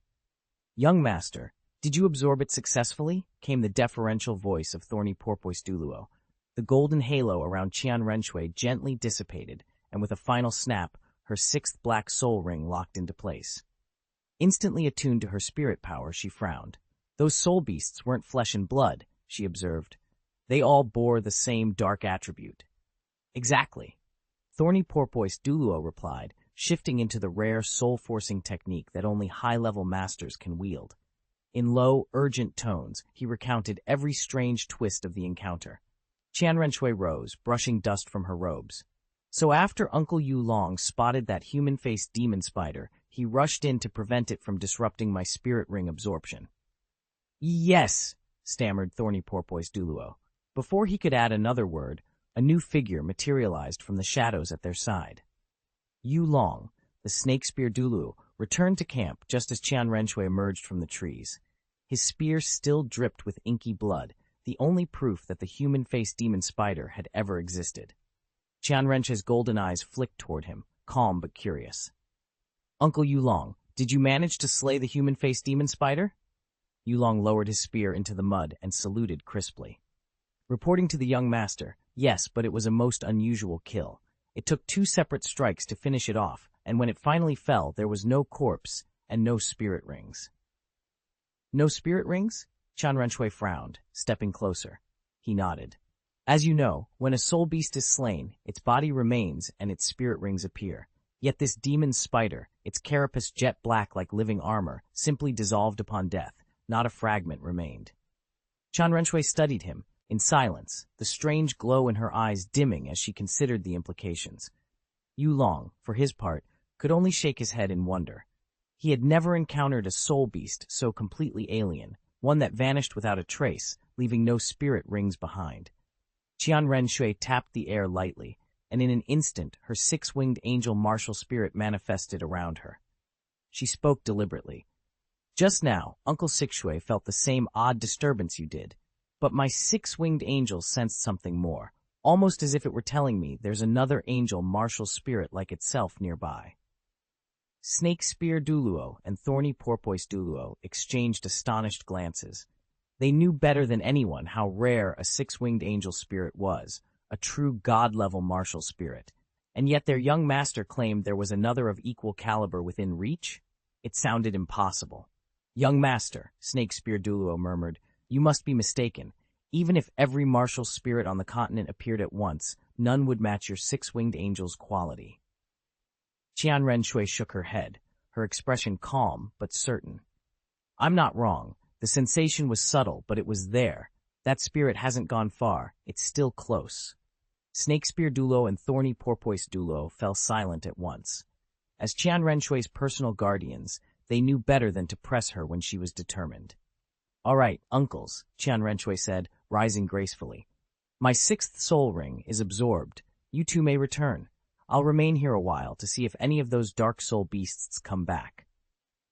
She drifted to the base of a massive bluestone and sat down with effortless poise, as though expecting company. Both Douluos masked their disappointment. They wanted to argue, but years of partnership had taught them that once Qianrenche set her mind on something, nothing would sway her. Bowing in unison, they vanished in a ripple of spirit energy, leaving only the faint echo of their departure. A soft laugh slipped from Qianrenche's lips. The energy she'd just absorbed was unmistakably dark, yet it resonated perfectly with her 6-winged angel martial spirit. There was only one culprit cunning enough to summon those beasts and disrupt her soul ring cultivation. Her gaze settled coldly on the long-dead body of the 3-eyed demon ape. "So it was you, mastermind of the dark soul beast's assault. Let them think they've unsettled me. In reality, everything was unfolding exactly as I intended." Qianrenche had poured every ounce of effort into hunting this unusually potent soul beast. Sharp and intuitive, she picked apart the reports from Snakespear Douluo and Thorny Porpoise Douluo and realized immediately that these weren't ordinary creatures. On the surface, they looked and fought like regular soul beasts, but their true nature was more akin to energy manifestations than flesh and blood. What shook her most was their cunning. They had deliberately lured Snakespear Douluo away, then drawn Thorny Porpoise Douluo's attention in order to disrupt their soul ring absorption, and all for the purpose of stealing the 10,000-year-old 3-eyed demon ape. No ordinary beast, not even one as brilliant and experienced as that demon ape, could conceive such a layered, strategic trap. In their behavior, Qianrenche saw echoes of human soul masters, beings who could command soul beasts to fight and even form resonances with martial spirits. A chill ran down her spine as she tightened her grip on her 6-winged angel martial spirit's control crystal. If these soul beasts could be directed so precisely, she wondered, then what sort of soul master lay behind them, one powerful enough to drive these energy-like beasts into coordinated battle and potentially resonate with her own rare 6-winged spirit. Qianrenche's resolve only hardened. She would find out, and nothing, not even this cunning adversary, would stand in her way. Qianrenche settled onto the bluestone, legs folded in a perfect lotus, and closed her eyes. Since she's so intent on taking the three-eyed demon ape's body. I might as well wait and use the time to steady my chaotic soul power, she thought. Behind her, Cheng Xiao leaned against a great pine, letting out an exasperated sigh. He'd never imagined Qian Renshui would linger once she'd absorbed the soul ring, certainly not just sit there, waiting. And to make matters worse, his shadow power was now nearly exhausted. Barely a tenth remained. Reviving the shadow soldiers had cost him dearly, especially raising so many at once and repeating the ritual time after time. It had all but drained him dry. More than once, Cheng Xiao had wanted to snap. That's enough. I'm tapped out. There isn't a single drop of power left. Chapter 49. Ghost Tiger's great service night had fallen. Cheng Xiao sat beneath a sprawling old tree, his shadow power, reduced to barely a tenth of its usual strength, slowly regenerating with each steady breath. Qian Renshui remained unmoving a short distance away, her body glowing with a pure, sacred light that kept the soul beasts at bay even in the darkness. Cheng Xiao clenched his jaw. He hadn't expected Qian Renshui to stay so defiantly, yet he wasn't about to give up. If he could recruit the three-eyed demon ape as a shadow soldier, its immense mental prowess would be a formidable asset in future battles. After coming this far, to walk away now would be a waste of effort. Without another thought, he summoned his shadow soldiers again. Unsure whether Snake Spear Douluo and Thorny Porpoise Douluo had truly departed, he decided to send in his human-faced demon spider first. Renowned for its stealth and assassination skills, it would probe Qian Renshui's defenses, and when the moment was right, spirit pull her away, preferably to a place far from this haunted clearing. The moment Cheng Xiao gave the order, the eight-legged, human-faced demon spider sprang into motion, its limbs blurred so swiftly that fleeting after-images flickered in its wake, and then, in the blink of an eye, it vanished from Cheng Xiao's sight. But Cheng Xiao was linked directly to his shadow soldiers. Their shared perception kept him apprised of the spider's every move, even in its perfect concealment. Unseen, the demon spider reappeared behind Qian Renshui. She sat calmly atop a smooth bluestone slab, legs crossed and eyes gently closed, her breath rising and falling in measured rhythm as she meditated. Without hesitation, the creature tested the air, lifting its two front legs, slender as blades and shimmering with malevolent light. In absolute silence, it lunged, aiming for the back of her neck. Just as those razor-sharp limbs descended, Qian Renshui's first spirit ring flared to life. A brilliant golden aura burst forth, enveloping her in a radiant cocoon. The demon spider's legs struck the barrier and clanged harmlessly against that luminous shield, its assassin's strike thwarted in an instant by the power of her awakened soul. All at once, countless golden halos swirled around Qian Renshui's fist. She pivoted on her heel and struck out, and in an instant, a radiant golden shield sprang up before her. This was her first soul skill, a sacred energy barrier that served both offense and defense, capable of melting and suppressing an enemy's soul power. The human-faced demon spider's legs were razor-sharp, but it simply couldn't match Qian Renshui's raw strength. Even in a head-on collision, it gained no advantage. Soul Masters can sense a beast's power just as soul beasts can gauge theirs. And although the spider, now a shadow soldier, knew it stood little chance, its fierce loyalty and the thrill of facing its king's champion drove it onward. Ignoring the fist wreathed in golden light, it lunged with both spiked legs, probing to see if the fearsome adversary, even the king's greatest dread, still held firm before it. Clang! Clang! The moonlit forest was suddenly split by the clash of steel and magic. Two thorn-sharp legs of the human-faced demon spider slammed against Qian Renshui's golden barrier, sending sparks scattering like fireflies in the dark.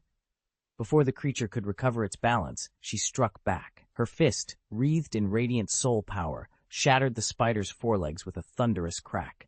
Unbalanced, the creature tumbled to the forest floor. Seizing the moment, Qian Renshui gathered her sacred soul power into her palm. A blade of pure, golden light, an angelic holy sword, materialized in her grasp. In a single fluid motion, she plunged the sword through the demon spider's body, cleaving it cleanly in two. A piercing, otherworldly scream echoed through the trees before abruptly cutting off. As the twitching halves lay lifeless among the leaves, Qian Renshui's eyes narrowed. This was exactly the pitch-black, human-faced demon spider Snake Spear Douluo had warned her about. a monstrous arachnid clad in living ebony armor. Qianrenshui watched the last soul beast dissolve into a swirl of inky mist instead of dropping any soul rings as normal. It vanished just as the creatures had when she claimed her 6th ring, without a trace. How curious. Someone behind the scenes was clearly summoning these unusual beasts, and she had a hunch it had something to do with that three-eyed demon ape's corpse. Settling herself on the smooth surface of a bluestone slab, she folded her hands in her lap and waited. From the forest's edge, Cheng Xiao's eyes gleamed with purple light. The earlier trial had proved that the 2 titled Douluo-level fighters were truly gone. Now he could unleash his full strength. Cheng Xiao stepped forward, voice low, soul power difference, half a level. He threaded concentration through his muscles, then thrust out his right palm.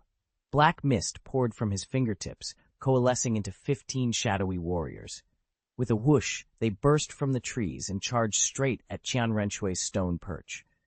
Cheng Xiao himself leapt into the fray, moving like a phantom in the clamor of his own dark avatars. He was determined to seize the three-eyed demon ape's shadow before Qianrenshui could eradicate its shadow soldiers. If he succeeded, using those soldiers as a diversion and his own power of invisibility, catching him would be next to impossible.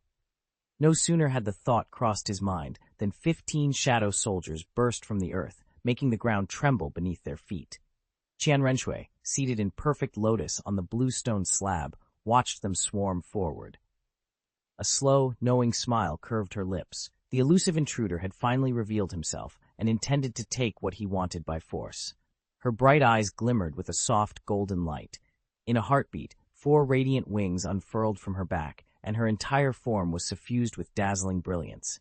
She looked every inch an angel descended to the mortal world, pure, solemn, and unassailable. 5th soul skill, Sacred Sword, she intoned. At her command, a longsword woven from holy flame appeared in her hand. She swung it in a graceful arc, and a ripple of golden energy tore through the advancing shadow soldiers like a thunderclap, cleaving earth and darkness alike. Qianrenshui's blade gleamed with a golden radiance so fierce that even the shadow soldiers recoiled. The raw sword energy humming along its edge threatened to obliterate anything it touched. One strike would be enough to sunder their souls. She allowed herself a moment of confidence. Surely these soul beasts stood no chance. But the lead phantom tiger vaulted forward, its eyes blazing. With a snarl, it tapped into its innate art, Shadow Clone, and split into several perfect duplicates. Behind it, the lesser tigers unleashed their own primal powers, howling in unison as they surged toward her. In an instant, their pace multiplied, their forms blurring into streaks of darkness as they sought to evade her golden blade. Qianrenshui's sword cut through the mass like a hot knife through silk. Shadows shredded into curling wisps of black mist, every clone and every minion disintegrated, until only the original phantom tiger remained. It lunged now, its maw wide and claws slashing through the air at dizzying speed. Her expression hardened. Wind whipped around her as she spun the angelic holy sword in a graceful arc, gathering every ounce of her power. With a fierce battle cry, she sprang forward. First soul skill, Angelic Assault. The blade erupted in brilliant light, its brilliance swallowing the advancing tiger as Qianrenshui delivered a strike that would decide the fight in a single, dazzling moment. Chapter 50. Reversal upon Reversal. Qianrenshui lunged forward, blade raised, determined to fend off the ghost tiger that had her in its deathly grip. But before she could close the distance, Cheng Xiao, using his stealth skill, moved silent as a shadow toward the fallen three-eyed demon ape. He paused briefly to assess the scene, the ghost tiger yanking at Qianrenshui's arm, her feet sliding across the blood-stained ground. Then, without hesitation, Cheng Xiao stretched out his hand toward the ape's inert corpse. "Rise!" he commanded, his voice sharp as steel. Dark purple light flared in his eyes, and waves of shadow power pulsed outward. From the demon ape's body came a long, mournful wail, an echo of rage and sorrow that cut through the night air. The cry swelled into a furious roar as the ape's form dissolved into living shadow. Out of that swirling black mist stepped a beast every bit as fearsome as its original self. The three-eyed figure halted, its glowing pupils locking on Cheng Xiao. In an instant, it lowered its massive head in a gesture of salute, an acknowledgement of master and commander. Cheng Xiao inclined his head in return. Among his shadow soldiers, this three-eyed demon ape was unique. A 10,000-year-old soul beast of knight rank, one full tier above the 9,000-year-old ghost tiger. Now, with both summoned warriors at his side, he turned back to rescue Qian Renshui from the tiger's deadly maw. It was obvious the beast's true potential far surpassed that of the ghost tiger. The ghost tiger itself was only elite rank, and most 1,000-year soul beasts, weaker than it, rarely rose above the common level. Before Cheng Xiao could dwell on the thought, a sharp whistle split the air behind him, and a streak of golden light hurtled toward his back. "Ruler's might," Cheng Xiao muttered, spinning on his heel. He brought his sacred sword up in a single fluid motion. The blade tilted just enough to catch the attack, diverting the golden beam so it slammed into the undergrowth instead of his spine. Qian Renshui's eyes narrowed. The attacker was only a level 30 soul master, yet he dodged Cheng Xiao's strike. As a six-ring soul emperor, she could gauge power at a glance, and this man's speed was nothing to scoff at. But the flicker of alarm on her face came when she noticed the three-eyed demon ape enveloped in black mist standing a few paces behind Cheng Xiao. Cheng Xiao caught her gaze and with a single mental command roused his companion. The demon ape's colossal shoulders rippled as the black mist surged around it, its three glinting eyes fixed on the threat ahead. Together they stood ready, coiled like a spring, awaiting their next move. Qian Renshui stared at the three-eyed demon ape, the very creature she had slain once before, as it let out an enraged roar. Instantly, she sensed something was wrong. She tried to summon her soul arts, but a fierce wave of dizziness swept over her. The demon ape's roar carried a powerful psychic interference, and before she could react, her defenses failed. Seizing the moment, Cheng Xiao vaulted onto the ghost tiger he had just summoned and spurred it into flight. The three-eyed ape melted into a swirl of black mist and merged with Cheng Xiao's shadow. In the blink of an eye, they were gone. When clarity returned to Qian Renshui's mind, a surge of fury flooded her veins. 4 golden wings burst from her back, and luminous feathers floated into her hands. She glared in the direction of their escape and bit back a curse. She had never been bested like this, and she swore it would be the last time. With a mighty beat, her wings unfurled, the vast golden plumage slicing through the air as she prepared to give chase. Qian Renshui tapped her toe against the earth, and the scattered golden feathers drifted downward as she shot into the sky. Once she leveled off at mid-air, her eyes glowed with a surge of golden light. A dark aura, no less potent than a sacred breath, swirled behind her. "Let's see who's faster," she called down with a teasing laugh. "You or me?" Cheng Xiao urged the ghost tiger onward until they burst clear of the forest's edge. Only then did he allow himself to exhale. He hadn't felt Qian Renshui's sacred breath on the wind, so he figured she must have given up the chase. The ghost tiger slowed to a trot, and Cheng Xiao slid from its back, leaning against a great oak to catch his breath. He glanced at the silent soldiers arrayed in his shadow, especially the three-eyed demon ape who'd been revived as a shadow guardian, and couldn't help the small, triumphant smile that curved his lips. Without that ape on his side, tonight's escape would have been for nothing. He was about to mount the tiger and press on when a single golden feather drifted down in front of him. A playful voice rang out from above. "What's the matter?" "No more running." Startled, Cheng Xiao looked up. There, hovering against the darkening sky, was Qian Renshui, her entire form suffused with golden light, and still waiting for him to take up the chase. Qian Renshui hovered in the moonlit sky, her 6 golden wings unfolding like a silken canopy above the courtyard. Below her, Cheng Xiao stood unmoving, twin short swords clipped at his waist but held ready in his hands. Their clash moments ago had sent ripples through her martial spirit. Never before had it trembled at the sight of a mere mortal. "If you won't take flight, I'll come down after you," Cheng Xiao called up, his voice steady. With a single, graceful somersault, Qian Renshui touched down. Light rippled over her wings as she settled into a combat-ready stance. "Admirable courage," she said softly, every word measured. Cheng Xiao's knuckles whitened around his swords. "So what now? You're not seriously going to kill me?" A faint smile curved Qian Renshui's lips. Though he had tricked her earlier, the fact that her own spirit quivered before him had stirred a genuine curiosity. Kill you? Hardly. I chased you only because you deceived me, but tell me your name and I may just let you go. He met her gaze without flinching. Cheng Xiao. For the first time, Qian Renshui's golden eyes widened in surprise. Cheng. The name carried a resonance she hadn't anticipated.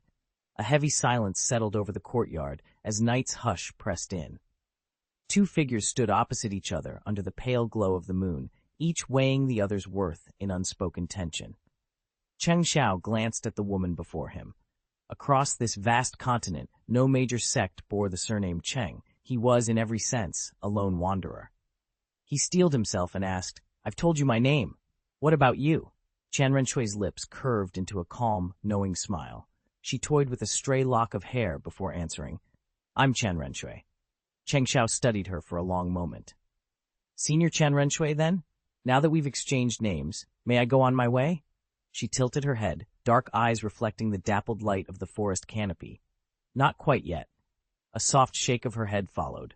"The Stardow Great Forest is perilous. Anyone who ventures out alone attracts danger like a moth to flame. I have a proposal. You and I leave this place together. I've already claimed my 6th soul ring, and you yours. We both have what we came for, so let's watch each other's backs on the way out." Cheng Xiao couldn't suppress a half-amused chuckle. She spoke with certainty, as though the forest itself would part for them, yet he knew better than to underestimate the dangers ahead.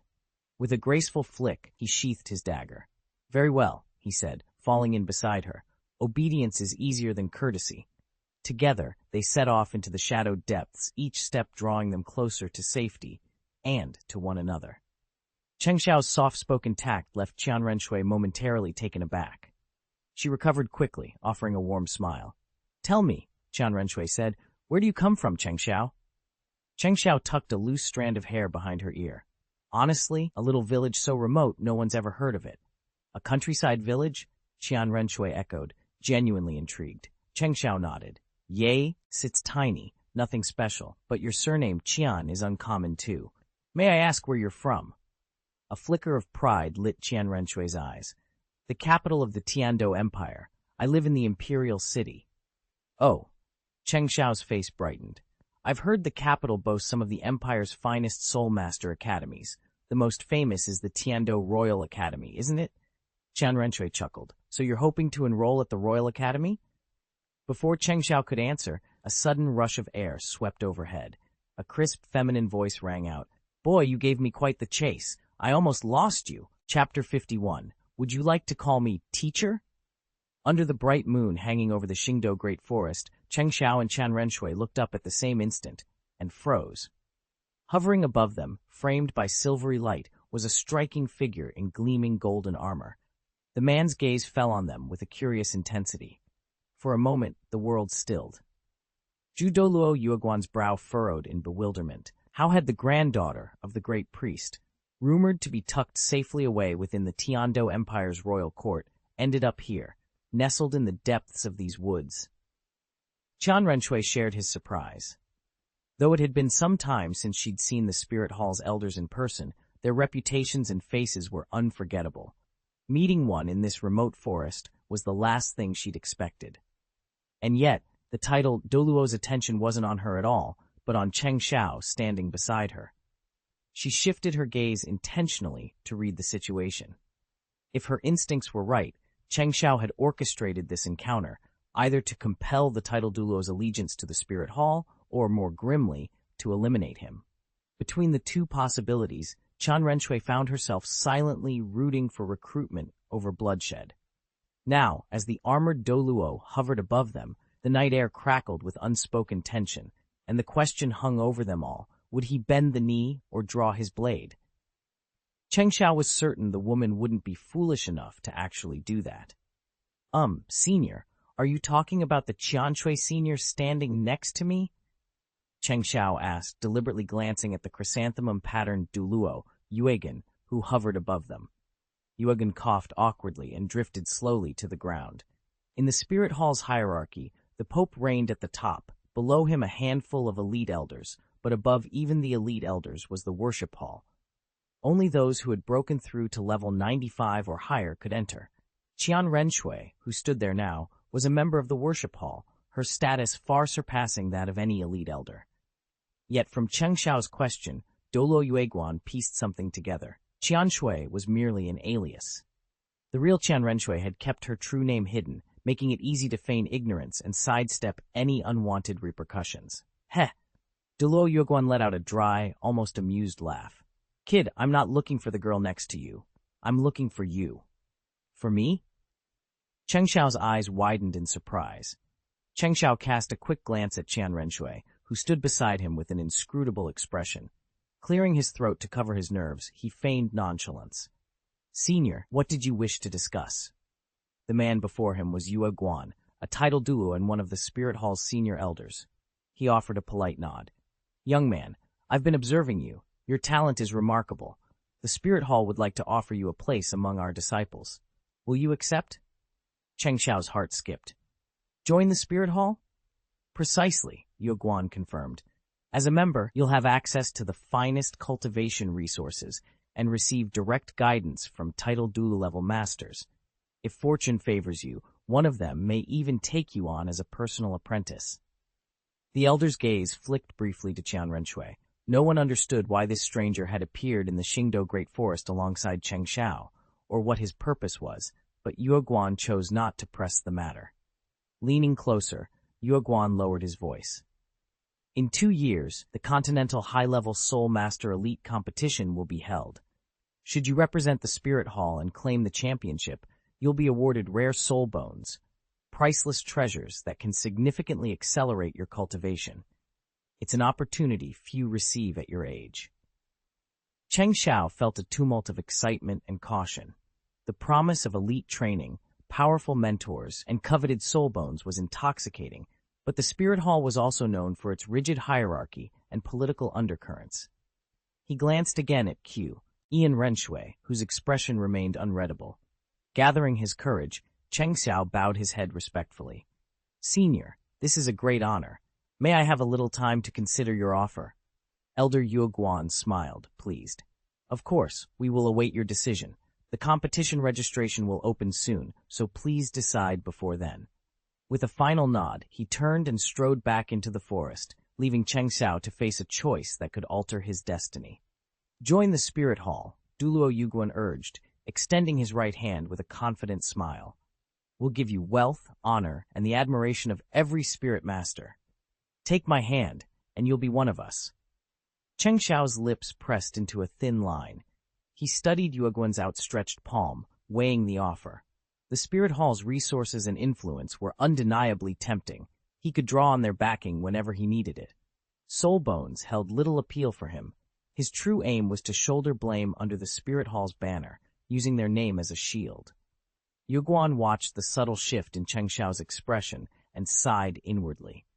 He remembered his own youth, how he'd once been lured by the same promises of glory and riches, only to discover he'd become a mere pawn at the Pope's discretion.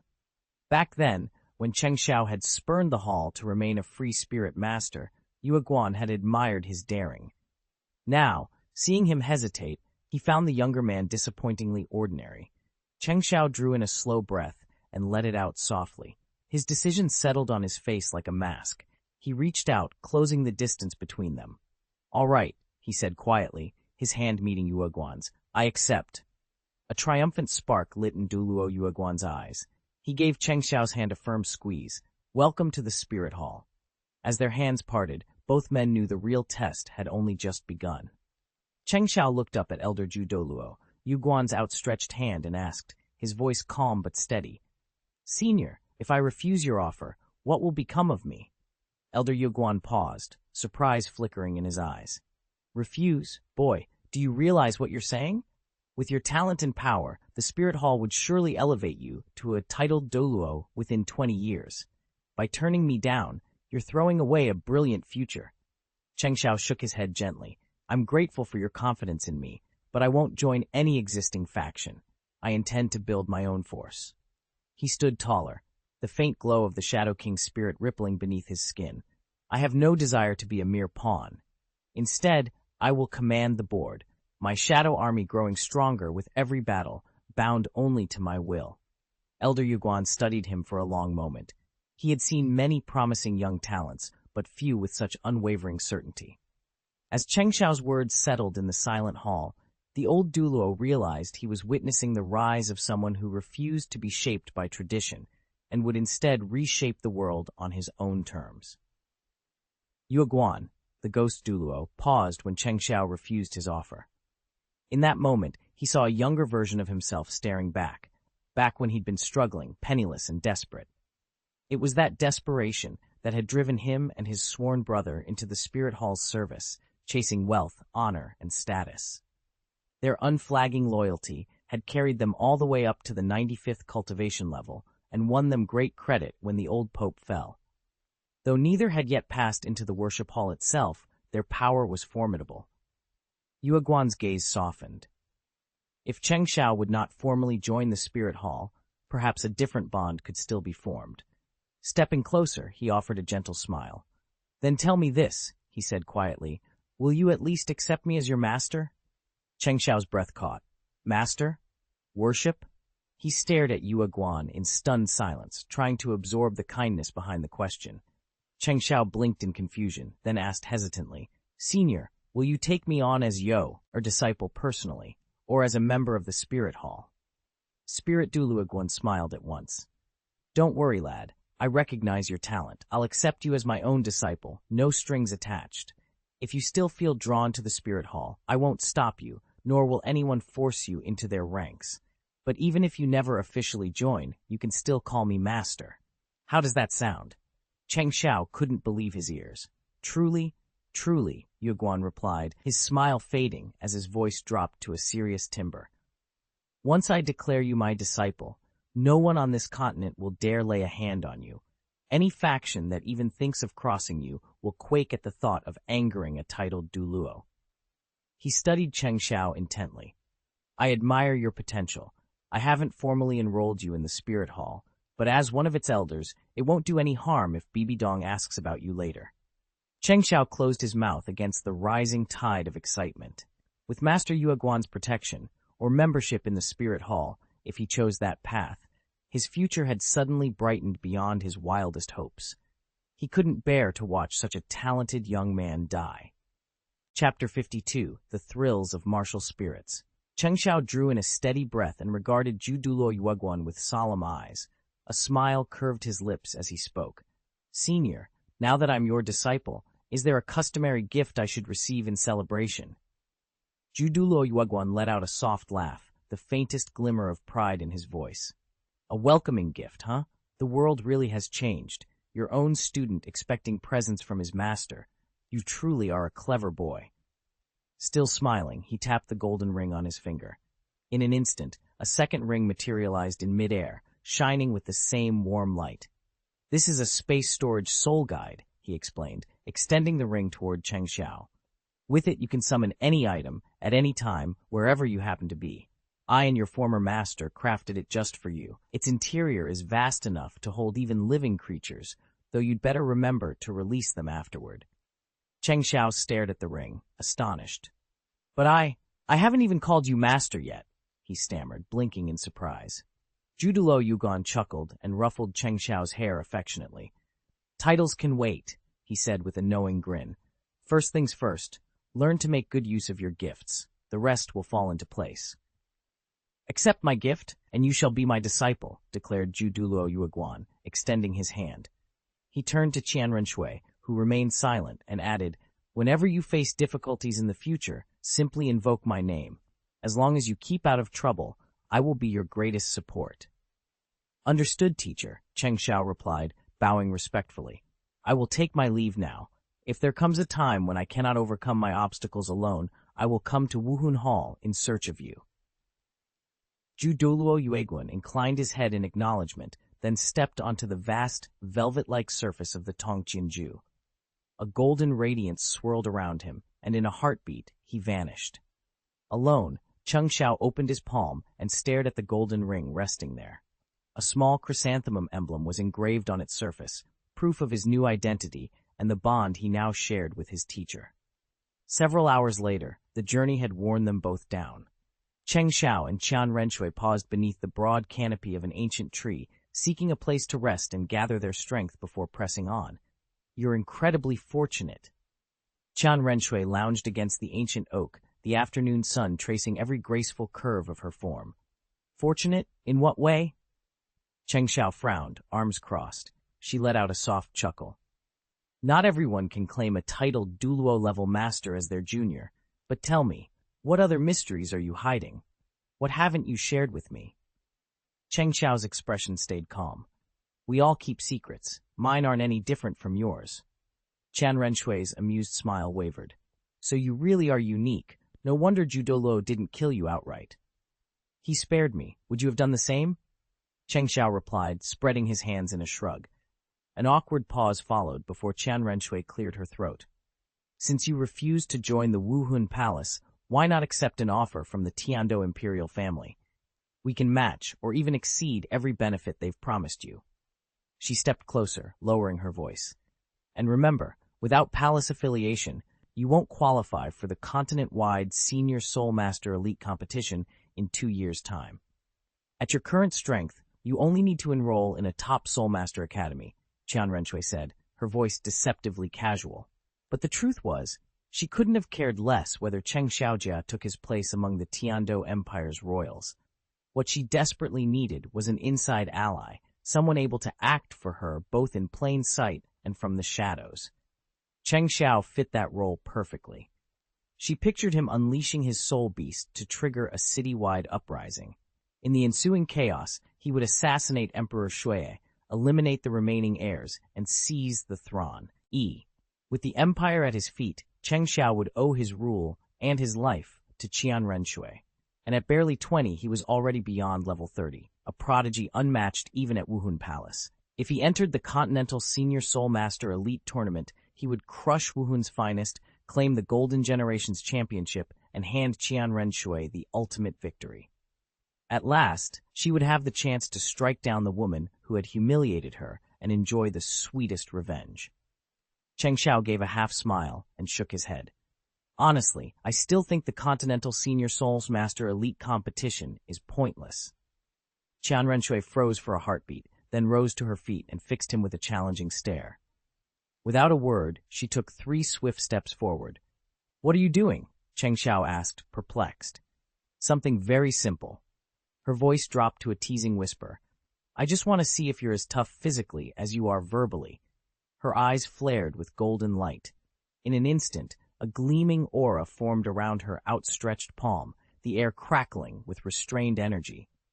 Cheng Xiao's heart skipped. Why had a casual disagreement turned into a fight? Before he could rethink his next move, his hand shot up to meet hers. When their palms met, a soft boom resonated through the clearing. An electric current of sensation pulsed through them both, warm and fluid like spring meltwater, yet sharp and lively like a summer breeze. The power of their clash reverberated deep in their bones. Qian Renshui's body quivered under the unexpected rush. A rosy blush bloomed across her cheeks as the aftershocks rippled through her, and for a moment, neither spoke. Cheng Xiao held her gaze, his own pulse racing as they lingered in that charged silence, each aware that something subtle, yet profound, had just passed between them. Qian Renshui stared into Cheng Xiao's eyes and felt ripples of energy pulsing between them. Just as she had suspected, there was a unique resonance between Cheng Xiao's martial soul and her own seraphim spirit. From the instant their palms touched, a wondrous current flowed outward, spreading through every fiber of their beings. Clenching her teeth, Qian Renshui felt her 6-winged angel spirit awaken involuntarily. Behind her, 6 luminous wings of pure gold unfurled in a glorious burst of light. Yet to her astonishment, despite her clearly higher soul power, she sensed a crushing weight of inferiority bearing down on her, her angelic aura subdued by Cheng Xiao's spirit. A strange, electric thrill continued to surge between them as strands of golden sacred energy intertwined with inky black shadow power. Like 2 rivers colliding, these forces swirled and clashed, penetrating every barrier and delving into the depths of their souls. It was as if their very essences were merging and contending simultaneously. Suddenly, Qian Renshui's body convulsed, her limbs trembling as though struck by lightning. A shiver of both fear and exhilaration raced through her. This unexpected connection held secrets neither of them could yet fully grasp. A flicker of astonishment passed through her golden eyes. The moment her sacred aura mingled with Cheng Xiao's shadow essence, it seemed to grow stronger, more brilliant, more sanctified than ever before. At exactly the same instant, Cheng Xiao felt it too. When his shadow power touched Qian Renshui's holy energy, it unexpectedly took on a sacred quality. What stunned him most was that his shadow soldiers, once vulnerable to her light, were now completely immune to it. In effect, the six-winged angel's sacred energy could no longer suppress his darkness, and astonishingly, he found himself able to wield her holy power as if it were his own. Their gazes met, and the air between them crackled with an electric charge. Qian Renshui bit her lower lip, her golden eyes alight with a tumult of surprise and something deeper, an unnameable thrill. To feel the intertwining of their soul powers, to sense her own essence fused with his shadowed strength. It was a revelation she had neither anticipated nor fully understood, and it left her reeling. What's happening? She whispered, her voice trembling. Qian Renshui had meant only to test and control this young man's power, but now, as their palms press together, she realizes she's the one being restrained. Where their skin meets, a golden radiance, her soul power, twines with Cheng Xiao's shadowy aura, as though two magnets have collided. Every ounce of their energy is drawn to that single point, binding them so tightly neither can pull free. Cheng Xiao's brow furrows. He shakes his head in frustration. You're asking me? How should I know why you suddenly did this? Renshui's heart pounds in her chest. Anxiety churns through her blood like wildfire. Then what am I supposed to do? I can't just stand here. From childhood until now, only her grandfather, Qian Douluo, had ever touched her, and that had been a gentle, familial gesture. This, however, feels uncomfortably intimate. More unsettling still is the strange resonance she senses between her six-winged angel martial soul and Cheng Xiao's mysterious martial soul. With every throb of their shared power, her pulse races faster, as if her very blood is boiling under the intensity of the bond. Qian Renshui's heart pounded so fiercely that she felt stripped bare, as if every layer of clothing had vanished. Cheng Xiao's unwavering gaze made her cheeks burn, and she couldn't help but bite her lower lip to stanch the tremor in her voice. Yet the harder she tried to steady herself, the more her eyes sought out his. His irises were a dusky purple, flecked with sudden sparks of gold that seemed to draw her in. An inexplicable heat pooled in her chest, and she realized with a start that she'd been holding her breath. Cheng Xiao, too, sensed the change. He watched her confusion and blush, felt a sudden, restless tug at his own heart. Their eyes met and held, and in that moment their soul energies brushed together, an electric, almost physical pull that thickened the air between them. Silence stretched out, taut and shimmering, until Cheng Xiao finally exhaled, his voice low and urgent. Qian Renshui, you're in serious trouble. Chapter 53. Quiet Departure. Dawn was just breaking over the eastern edge of the Xingdou Great Forest, pale light filtering through the treetops. Warm sunbeams slipped between the leaves, casting shifting patterns of light and shadow across the grass like lively sprites. Amidst this dance of sun and shade, two figures lay pressed close together. Cheng Xiao's eyelids fluttered open. He immediately registered the weight of slender arms curled around his neck and the gentle rise and fall of a warm body against his chest. Only then did his mind clear, and alarm bells began to ring. Hastily, he lowered his gaze and froze. Before him was an exquisitely delicate cheek, as if sculpted by a master artisan. Somehow, they had fallen asleep in each other's arms, oblivious to how intimate their position appeared. Her arms were wrapped around his waist, his around hers. Thankfully, she didn't look anything like Shui Qinghe. Had she been dressed in her guise, any onlooker would have jumped to scandalous conclusions, assuming the two shared more than just a close friendship. Cheng Xiao's heart pounded. He gently disentangled himself, careful not to rouse her, and slid out from underneath the soft canopy of leaves. The forest was quiet, save for the distant whisper of birdsong. Taking a deep breath, he reminded himself to keep his composure. They would leave before anyone noticed, and before rumors could begin. The early morning sun filtered through the window, casting a gentle glow over Qian Renshui as she slept. Her long eyelashes, curved like fine feathers, quivered ever so slightly. Beneath the soft light, her porcelain skin carried a faint blush, and with each slow, even breath, she seemed lost in the sweetest of dreams. Cheng Xiao watched her for a long moment, marveling at how peacefully she lay, still entirely unaware of his presence. Suddenly his stomach let out a loud gurgle. At the unexpected sound, Qian Renshui's lashes fluttered, and the jade-like arm draped around his neck loosened, but she didn't open her eyes. Cheng Xiao chuckled softly. "You really do sleep soundly." Gently, he slid his hand from her slender waist, planted one palm on the floor, and used his other arm for support as he eased himself upright. Their bodies brushed briefly in the movement, and they each shivered at the sudden closeness. Now that they were so close, Cheng Xiao felt his throat go dry. Seeing her bright red lips just inches from his own, he fought the sudden urge to kiss them. His pulse quickened, and he bit his tongue to stifle the impulse. He stood abruptly, still holding Qian Renshui in his arms. Her body was so soft against him, her subtle, elegant fragrance drifting into his nose, and then a prickling sense of danger shot through him. Without hesitation, he carried her to the base of the tree and laid her gently against the trunk. Wiping the beads of sweat from his brow, he unleashed his shadow power and swept the surrounding woods. No soul beast stirred. He let out a long breath, relief flooding him. Cheng Xiao's gaze drifted back to her delicate features, and a quiet sigh escaped him. His stomach rumbled loudly, embarrassingly so, and he pressed a hand against it. With a reluctant shake of his head, he summoned his shadow soldier Fang and vanished into the forest's depths to find something to eat. Only after he was gone did Qian Renshui's eyes flutter open, the tree's rough bark pressing into her back as she sat up, bewildered. A rosy flush warmed her delicate features as her golden eyes flickered with conflicting emotions. Her slender fingers curled into fists, then slowly relaxed. Battling the turmoil within, Qian Renshui rose to her feet. She stole a glance toward the path where Cheng Xiao had disappeared, hesitated, and let out a soft sigh. Reaching into the soul guide at her waist, she withdrew a simple token that shimmered with hidden energy. "I hope he understands," she whispered, placing the talisman carefully on a flat stone beneath the tree. The instant it touched the surface, two pairs of radiant golden wings began to unfurl her back, each feather glowing with inner light. Qian Renshui cast one final look in Cheng Xiao's direction. The wings quivered, lifting her off the ground, and within moments she was airborne. A few of her golden feathers drifted downward before she vanished into the sky. When Cheng Xiao returned with the shadow soldiers, ready to set out provisions, he found the clearing empty.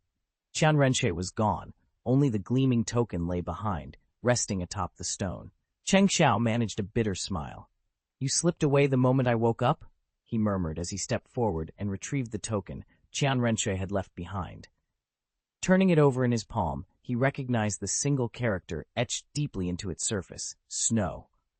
For a long moment, Cheng Xiao said nothing. Then, without another word, he slipped the token into the storage soul guide Douluo had given him.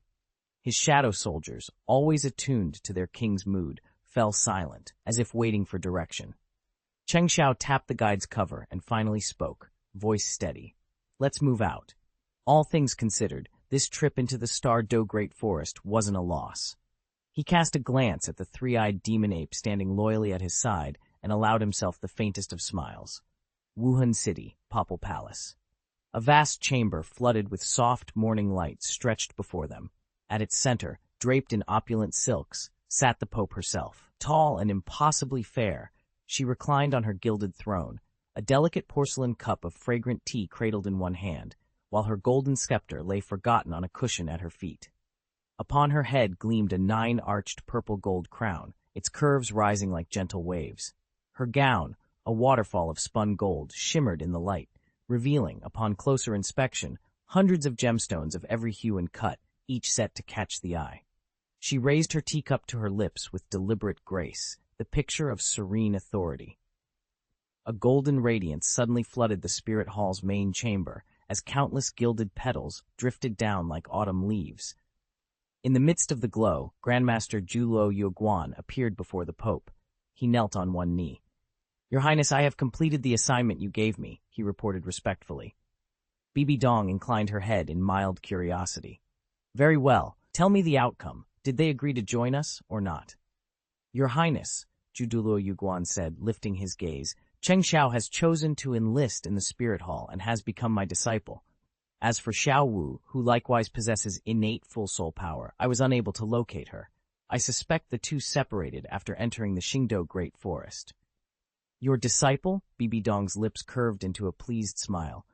Congratulations, Elder Ju. Securing a genius with full soul aptitude is no small feat. Under your tutelage, he will surely thrive, and in time, ascend to the rank of titled Douluo. As Pope of the Spirit Hall, I extend my gratitude on behalf of us all, she added with graceful authority. The Grandmaster trembled, bowing even lower. All credit belongs to your holiness, the Pope.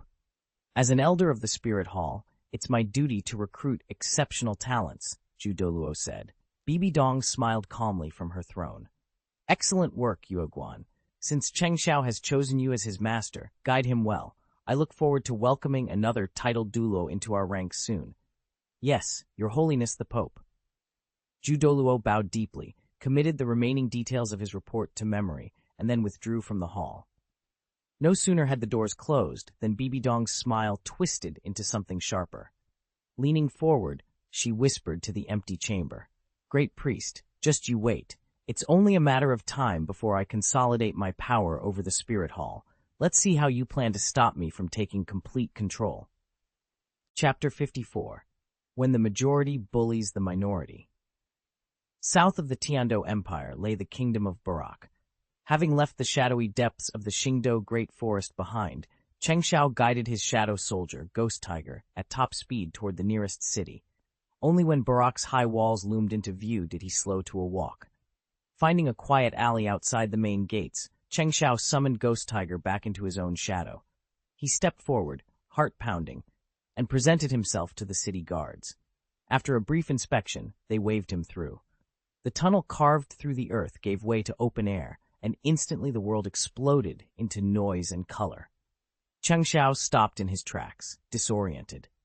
Half a month of solitude among the trees had numbed his senses. The roar of merchants hawking wares, the clatter of carts on cobblestones, and the swirl of townsfolk rushing about felt overwhelming. He stood there for long moments, head aching, before the crowd began to part like a tide, and people jostled past him unthinkingly. He closed his eyes, recalled the small jade token Qian Renshui had pressed into his hand before leaving, her quiet hope that it might open doors for him here. Steeling himself, he approached the nearest stall and asked a passerby for directions to the city's transport company. The man pointed him down a winding street lined with charcoal merchants and spice sellers. Another nodded and sent him further on, past bakeries and smithies. Thank you, Cheng Xiao said, bowing slightly. He followed their directions, threading through several unfamiliar lanes, until at last the broad sign of the Barak Transport Guild came into view. Relief washed over him. In a city that seemed determined to swallow outsiders whole, he now had a clear destination and a purpose to drive him forward. After 10 minutes of searching, Cheng Xiao finally located a reputable transport company and hired a carriage. Without pause, he set off for the Tiandou Empire, pushing the horses into a steady gallop. Tiandou City, the imperial capital, stands in the northeast of the empire's central plains, serving as the undisputed heart of its political power. Alongside Xingluo City, the seat of the Xingluo Empire, it is one of only 2 true megacities on the entire continent. No other city comes close to matching its scale or influence. The route to Tiandou City is as long as it is arduous. From his starting point, Cheng Xiao must first traverse the length of the Sylves Kingdom, which stretches northward from the Barak Kingdom's borders. Only then can he cross into the Tiandou imperial territories and enter the capital's outer precincts. The total distance from here to the city walls is nearly 2,000 kilometers, a relentless journey across varied landscapes, rolling grasslands, dense forests, and narrow mountain passes before he finally reaches the throne city itself. Cheng Xiao fought off the tedium of the long journey by turning every spare moment into cultivation practice. He'd even begun using the hours on the road to harmonize the sacred energy of Qian Renshui within him with his own shadow powers, a delicate process that demanded focus and patience. A few days after leaving the kingdom of Barak, he crossed into the lands of the Sylv's empire. Sylv's city, though smaller than the two great imperial capitals, lived up to its status. After a single night spent resting and replenishing provisions, Cheng Xiao rose before dawn.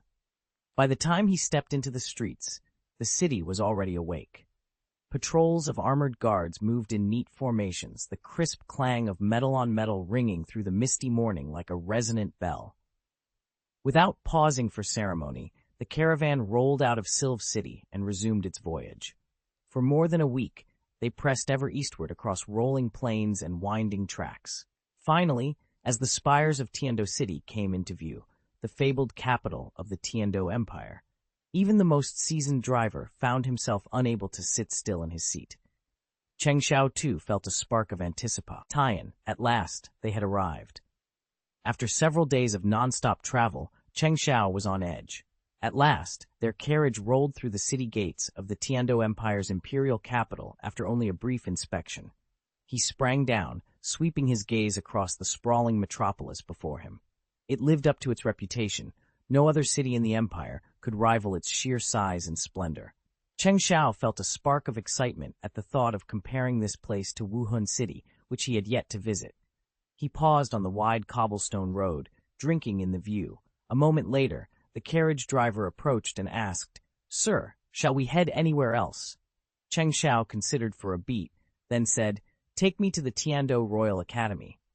"Right away, sir," the driver replied with a respectful nod. Cheng Xiao climbed back aboard. The driver unfurled a detailed map, located the academy, and guided the horses out of the bustling city center. As they rattled along, Cheng Xiao leaned against the carriage door, anticipation growing. His journey was far from over, and the next destination promised to be even more revealing. After a short ride, the carriage driver turned in his seat and announced with a grin, "Sir, we've arrived at Tiando Royal Academy." Cheng Xiao stepped down and took in the scene. A sheer mountain rising behind the gates, its rocky slopes seamed with winding paths. This was the academy's landmark, its very heart. He nodded once, then paid the driver and set off up the stone steps. He'd gone only a few paces when a dozen boys, each no more than 17 or 18, suddenly barred his path. Their pale yellow uniforms marked them as students of Tiando Royal. One of them stepped forward, arms folded. "Hold on," he demanded. "Who are you, and what are you doing here?" Cheng Xiao paused.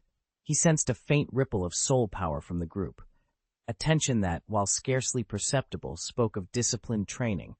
He opened his mouth to answer, but the boy's impatience flared into contempt.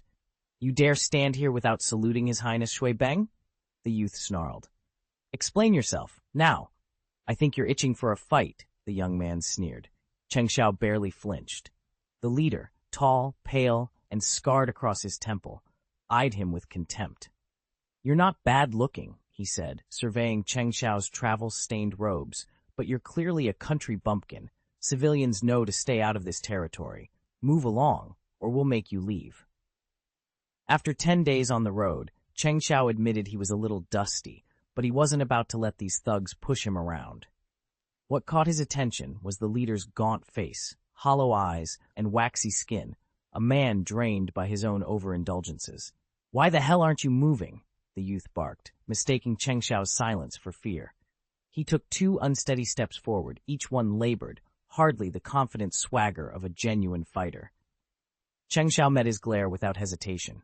He knew these men were here to pick a quarrel, but with the Wuhandian watching his back, he had nothing to lose, and they had everything to gain if they backed down. Cheng Xiao put on an innocent smile and spoke softly. "Gentlemen, I'm only here to enroll. Please don't make trouble for me." The lead student swaggered forward, eyes cold with contempt. He gave Cheng Xiao a disdainful once-over. "You must be joking. Our Tiando Royal Academy? By those ragged clothes, you're nothing but a lowly commoner. If you're here to beg, take your business elsewhere. His Highness would be disgusted to see you." A faint, knowing smile curved Cheng Xiao's lips as dark purple light flickered in his eyes. From the surrounding shadows, silent soldiers shifted, their gazes razor-sharp, predators poised to strike. "How dare you?" the bully spat. "You're looking for trouble and death." He staggered back behind his cronies and barked, Men, this little upstart just insulted me. Show him what happens to insolence.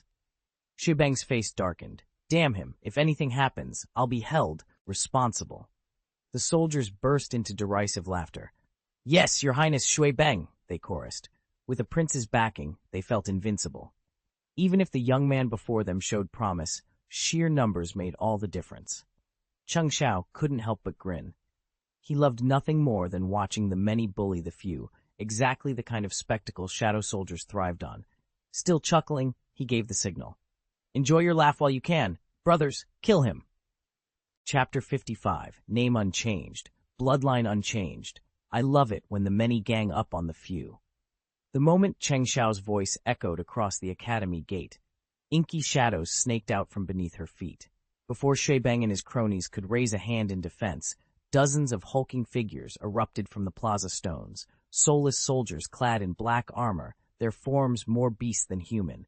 A chill of pure terror washed over the young nobles.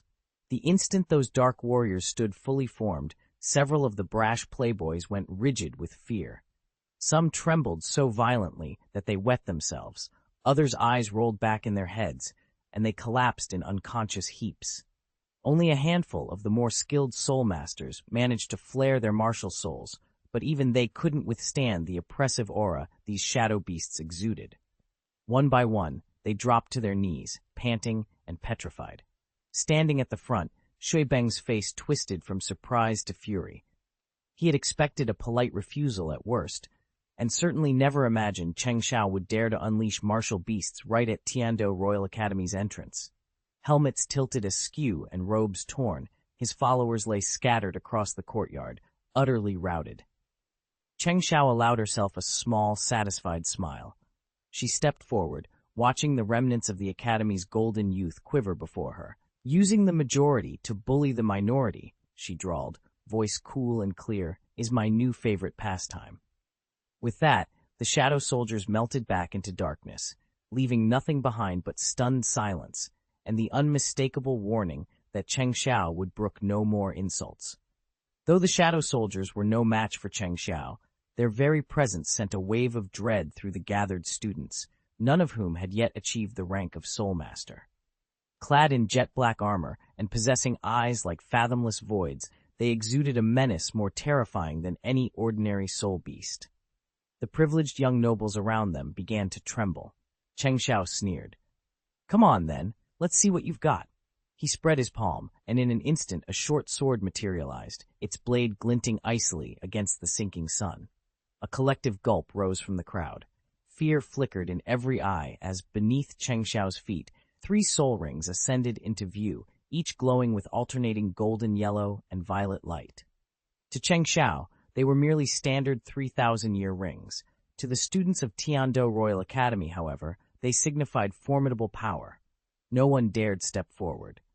Though they stood under Shuibeng's command, they weren't fools. When survival was on the line, discretion, not recklessness, was their only option. Cheng Xiao unleashed his soul rings in a flash of light. The noble heirs, who had started to slip away, scrambled back behind Shuibeng, their bravado evaporating in an instant. Despite their lofty attitudes, not one of them was a level 30 soul master, and the yawning gulf in power left them paralyzed with fear. Accustomed only to feasting, flirting, and leaning on powerful protectors, they had no stomach for a real fight. Without uttering a single word, Cheng Xiao signaled his intent. His shadow soldiers, spectral warriors bound to his will, stirred at the silent command. Fang took point, his ethereal form coalescing into the snarling shape of a soul beast. In moments, the rest of the phantoms surged forward, cutting off every escape route. Faced with inhuman threats, gleaming claws, hollow eyes, and a cold certainty of death, the noble youths panicked. They hadn't fainted from blows, but from pure, unadulterated terror. Within seconds, each crumpled to the ground, unmoving and utterly broken. Cheng Xiao surveyed the scene, his expression unreadable. That lot's been dealt with, he said quietly, then turned to move on. All right, let's have a proper chat, Cheng Xiao said, his voice calm as he surveyed the noble children sprawled and groaning on the ground, their so-called guards dispatched by his Shek, Adao soldiers. He stepped forward, dagger in hand, narrowing his eyes on Shuibeng. Shuibeng's face went ashen.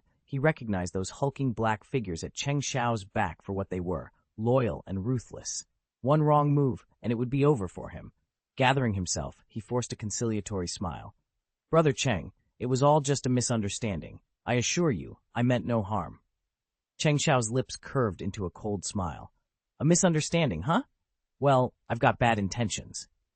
Before Shui Beng could react, Cheng Xiao's fist shot forward. There was a dull crack as knuckles met flesh, and Shui Beng flew backward, crashing to the stone floor and skidding twice before coming to rest. Cheng Xiao patted his fist, satisfaction gleaming in his eyes. "That hit better than I expected." He glanced skyward for a moment, recalling the sting of his recent humiliation in the Xingdou Great Forest. This simple moment of triumph tasted all the sweeter for it. Up to now, the few people Cheng Xiao had faced were among the continent's top masters. But these pampered noble youths? They were nothing more than punching bags, practically begging to be taught a lesson. Cheng Xiao had no intention of holding back. Regardless of his opponent's status, he'd strike first and deal with the fallout later. After all, he had powerful backing now. There was no reason to tiptoe around anyone. Even if he wasn't at full strength himself, these aristocratic brats were hardly a match. Hadn't they learned that in the 3 realms of cultivation, ordinary fighters are as insignificant as ants to true masters? He landed a solid blow, but didn't stop. He didn't know Shui Beng's true background, but one thing was clear. Without a formidable lineage, Shui Beng was fair game. Cheng Xiao saw no merit in mercy. In a blur of motion, he reappeared in front of Shui Beng, yanked his head back with one hand, and drove his other fist, wind whistling around it, into Shui Beng's face. The speed of the strike spiked in an instant, turning a brutally efficient punch into a cutting gale. Shui Beng stared at his reflection in horror. The handsome features he'd always relied on had swollen grotesquely. His cheeks had puffed out until he looked like nothing so much as a 2-pound dumpling pressed against glass. If the emperor himself, Shuiye, had strode into the room just then, he'd scarcely have recognized his own son. "How dare you strike a prince?" Shui Beng shrieked, pressing a gloved hand to his throbbing cheek. "You're insulting the very honor of the empire. You'll pay for this. Mark my words. I will have you hunted down and killed." Cheng Xiao regarded him coolly, the edge of a smirk tugging at his lips. "All right," he said at last. He stood a pace forward, calm and composed as he allowed Shui Beng to bristle. "If you want to know who I am, I'll tell you. My name's not going to change, nor my family, because I'm Tangsan Xiao of Shrek Academy." At once, Shui Beng's fevered bluster faltered. His eyes widened so far he looked like he might pop. "Tangsan Xiao?" he stammered, voice cracking. He'd never dreamed his opponent would be the famous Shrek prodigy himself. In that instant, all his threats, all his royal indignation, seemed painfully illusory, and Cheng Xiao, Tangsan Xiao, simply watched him, every bit the victor. "You really don't believe me?" Cheng Xiao's eyes darkened. Ink-black mist coiled around his outstretched fingertips and shot forward in an instant, striking the ancient tree before them. With a deafening crack, the trunk splintered and crashed to the earth. Shui Beng barely had time to react. Cheng Xiao allowed himself a faint, cold smile. He'd already given Shui Beng a false name, so why not push the deception all the way? Only afterward did he realize he'd unconsciously invoked another's reputation, Tang San's. But in Cheng Xiao's mind, it felt only natural. After all, when you're playing dirty, what's more satisfying than pinning the blame on someone else? And Tang San hasn't even arrived in Tiandou City yet. By the time Shui Beng pieces it all together, he'll have forgotten the name entirely, won't he? Chapter 56. Entering Tiandou Royal Academy. "Believe it! Believe it!" Shui Beng's voice trembled as he glared at Cheng Xiao. He'd wanted nothing more than to get back at him, but the frosty intensity in Cheng Xiao's eyes froze his rage before it could flare. Cheng Xiao gave a light, almost teasing chuckle. "Suit yourself. Believe whatever you like." Shui Beng hunched over, rubbing his swollen cheek as if trying to hide the bruise. He forced himself upright, jabbed a finger at Cheng Xiao, and spat out, "You, young Master Tang San of Shrek Academy, mark my words, you bastard. Someday I'll have my revenge. I'll kill you." He didn't wait to see Cheng Xiao's reaction. Covering his face, Shui Beng bolted, his legs carrying him faster than ever as he dashed through the academy grounds. In that moment, He'd have given anything for longer limbs so he could put even more distance between himself and this humiliation. Cheng Xiao watched him go, the corner of his mouth tilting into a playful smile. The shadow soldiers lined up behind him dipped their heads respectfully. At their front stood the three-eyed demon ape, renowned for the greatest mental strength among them, who cleared his throat and spoke. Cheng Xiao raised a hand. No, now isn't the time. He turned away from the three-eyed demon ape. Slaying a Tiando prince on the academy grounds would spark a diplomatic crisis. The ape let out a low growl, signaled its shadow soldiers, then melted into wisps of black smoke that vanished into Cheng Xiao's own shadow. Before the last tendrils faded, a clear, energetic voice echoed from up the hill. Smart move, young man, just as Prince Qinghe predicted. From a tree-lined path, a figure in silver robes approached with steady steps. He looked to be in his 40s, seasoned, but still vigorous. Cheng Xiao eyed him curiously. Who are you? The man stopped, inclining his head in a respectful nod. I'm Sun Buyu, the purple-gold tutor of Tiando Royal Academy. His Highness Qinghe informed me of your arrival and asked that I meet you here. If you'll come with me, I'll introduce you to the 3 education committee members and secure your official admission. Without another word, Sun Buyu turned and walked on. Cheng Xiao cast a last glance at the shadows settling back into his form, then followed, both wary and intrigued, toward the academy gates. Sun Buyu strode forward with an easy smile. You must be Cheng Xiao. Anyone favored by His Highness Prince Qinghe would have to be something special, and I saw your display just now. I wouldn't offer such high praise to someone I'd never met. Cheng Xiao inclined his head. How did you know I'm the one the prince is expecting? Sun Buyu's eyes flicked to the drifting shadows at Cheng's side. His Highness said you're always accompanied by those black shadow soul beasts. That has to be your martial spirit's ability, right? Quite a rare talent. A quiet chuckle escaped Cheng Xiao. You're right. This is indeed my spirit's power. Sun Buyu laughed.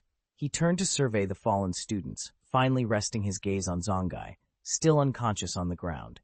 After more than 10 years of training, and these are the results? A single newcomer defeats them all? It's pathetic. The academy has given them every advantage, and they still flop like mud. What a waste of good training. Cheng Xiao merely watched him, expression unreadable, as Sun Buyu's laughter echoed across the courtyard. What a disgrace to our academy! Sun Buyu muttered, shaking his head at the students sprawled across the courtyard. Sighing, he turned away and led Cheng Xiao toward the education committee building. As they walked down a shaded avenue, Cheng Xiao inhaled the crisp air and took in the scene around him. Though Tiando Royal Academy wasn't known for its strength, its grounds were undeniably pleasant. After a few moments, Sun Buyu slowed his pace to match Cheng Xiao's. With a friendly smile, he asked, By the way, Cheng Xiao, how old are you now? Just turned 12, Cheng Xiao answered. Sun Buyu nodded thoughtfully. 12. No wonder His Highness holds you in such high regard. Don't worry. He's already told me that here in Tiando City, no one may interfere with you except His Majesty Shui Ye. You're free to focus on your training. I'm really looking forward to seeing your performance at the Continental Senior Soul Master Elite Competition in 2 years. Thank you for your confidence, Master Sun. I'll train my hardest, Cheng Xiao replied with a small, determined smile. Once they were fully on the mountain path, Cheng Xiao at last grasped the true scale of Tiando Royal Academy. The climb was paved with gleaming white marble steps, each slab intricately carved with a different spirit beast motif. As the setting sun filtered through the red-leaf trees, their jagged shadows danced across the stones, lending the scene a tranquil, almost otherworldly beauty. The mountain air was crisp and pure, yet carried a surprising warmth that eased the chill of dusk. As they ascended, Sun Buyu offered a concise history of the academy, pointing out every memorable landmark along the way. When they reached the summit, the main campus lay before them, a sprawling cluster of sturdy bungalows arranged like a fortress. A 5-meter-high outer wall, painted a brilliant yellow, ringed the compound, its sunlit surface glowing like polished gold. Sun Buyu stopped at the gateway and turned to Cheng Xiao, his expression serious. When you report to the education committee, be prepared to face the 3 elders. Each one is a contra at level 80 or above. Our standards for admission are among the highest in the realm. Cheng Xiao inhaled deeply, steadied her racing heart, and nodded. The real test was about to begin, or so she sensed as the massive gates began to swing open. Strict, but since you bear His Highness's token, you shouldn't run into any trouble. Cheng Xiao smiled gratefully. Thank you for the reminder, Master Sun. Sun Buyu chuckled. Think nothing of it. With the prince's token in your hand, even if you haven't yet claimed a noble title, those 3 old scholars won't dare give you any grief. And with your current strength, no one in Royal Du Team 1 would even consider challenging you. In the world of Soul Masters, power is everything. He stood and gestured ahead. Shall we? Lead the way, Cheng Xiao. Let's go meet the 3 senior members of the Education Committee. The Education Committee of Tiando Royal Academy dominated the very heart of the main campus. From the outside, its vast marble facade, columns soaring like protective sentinels, evoked the grandeur of the legendary Wuhun Hall. Yet, as Cheng Xiao passed through the outer gates, the Academy's interior splendor far exceeded her expectations. Pristine courtyards, ornamental gardens, and meticulously carved statues lined broad avenues, each testament to the institution's storied prestige. At last, she and Sun Buyu arrived before an immense set of bronze doors crowned with gilded insignias. This was the heart of academic authority at Tiando Royal Academy, the entrance to the Education Committee. Taking a steadying breath, Cheng Xiao placed a hand on the token at her waist. With such undeniable proof of royal favor, she felt her confidence swell. Together, she and Master Sun prepared to step inside and meet the 3 venerable scholars who awaited them. Sun Buyu rapped gently on the carved oak door. When it creaked open, he shot a quick glance at Cheng Xiao and then stepped aside to usher him in. The great hall of the Education Committee was dominated by 3 venerable elders, each well into his 70s or 80s, seated on high-backed chairs at its center. Their black robes, embroidered with intricate patterns of golden velvet, marked them unmistakably as soul masters at the Soul Douluo level, a visible testament to their authority. The elder in the middle, his silver hair bound neatly behind his head, leaned forward and fixed Sun Buyu with a calm, appraising gaze. Sun Buyu, what brings you here today? Sun Buyu bowed respectfully. I am Sun Buyu of the Education Sea, Amati. By command of His Royal Highness the Crown Prince, I've come to enroll this young man in the Tiando Royal Academy. At his words, Cheng Xiao stepped forward. He met each elder's eyes in turn, neither too deferential nor overly confident, and brought his hands together in a formal greeting. I am Cheng Xiao, he said with a polite smile. It's an honor to meet the esteemed members of the Education Committee. My apologies for arriving a bit late. Chapter 57, Energy Fusion. Meng Shenji studied the newcomer intently. You must be Cheng Xiao, the prodigy His Highness spoke of, he said after a moment. Since the Crown Prince recommended you personally, let's see your credentials. At his side, the corpulent elder with the jovial face nodded. This was Bai Baoshan, bearer of the formidable Tianxinglu martial soul and an 85th to 88th ring Douluo in the Academy's defense system. Unlike the tall, imposing Meng Shenji, Bai Baoshan stood at barely 4 chai in height, his stout waist matching his broad shoulders. Cheng Xiao bowed once and smiled. Of course. He lifted his hand, and a golden school token hovered down onto the polished table between them. The character glowed brightly on its surface, an unmistakable mark of Shuiqinghe's personal seal. The 3 members of the Education Committee exchanged glances, then bowed their heads. Confirming the token's authenticity, their chairman, Sun Buyu, spoke quietly. This is indeed the Crown Prince's token. Very well, Cheng Xiao. We'll make the arrangements for your enrollment immediately. Meng Shenji let out a low whistle of surprise. Well, the Crown Prince certainly knows how to pick talent. Cheng Xiao, welcome to our academy. I look forward to seeing what you can do. With that, the committee moved to finalize the paperwork, and Cheng Xiao stepped forward into his new chapter, one that would soon be defined by the mysterious power of energy fusion. It was clear he recognized the value of the silver token engraved with the word snow. Hearing this, Sun Buyu glanced at Cheng Xiao at his side, then turned back to the teacher committee with a puzzled look.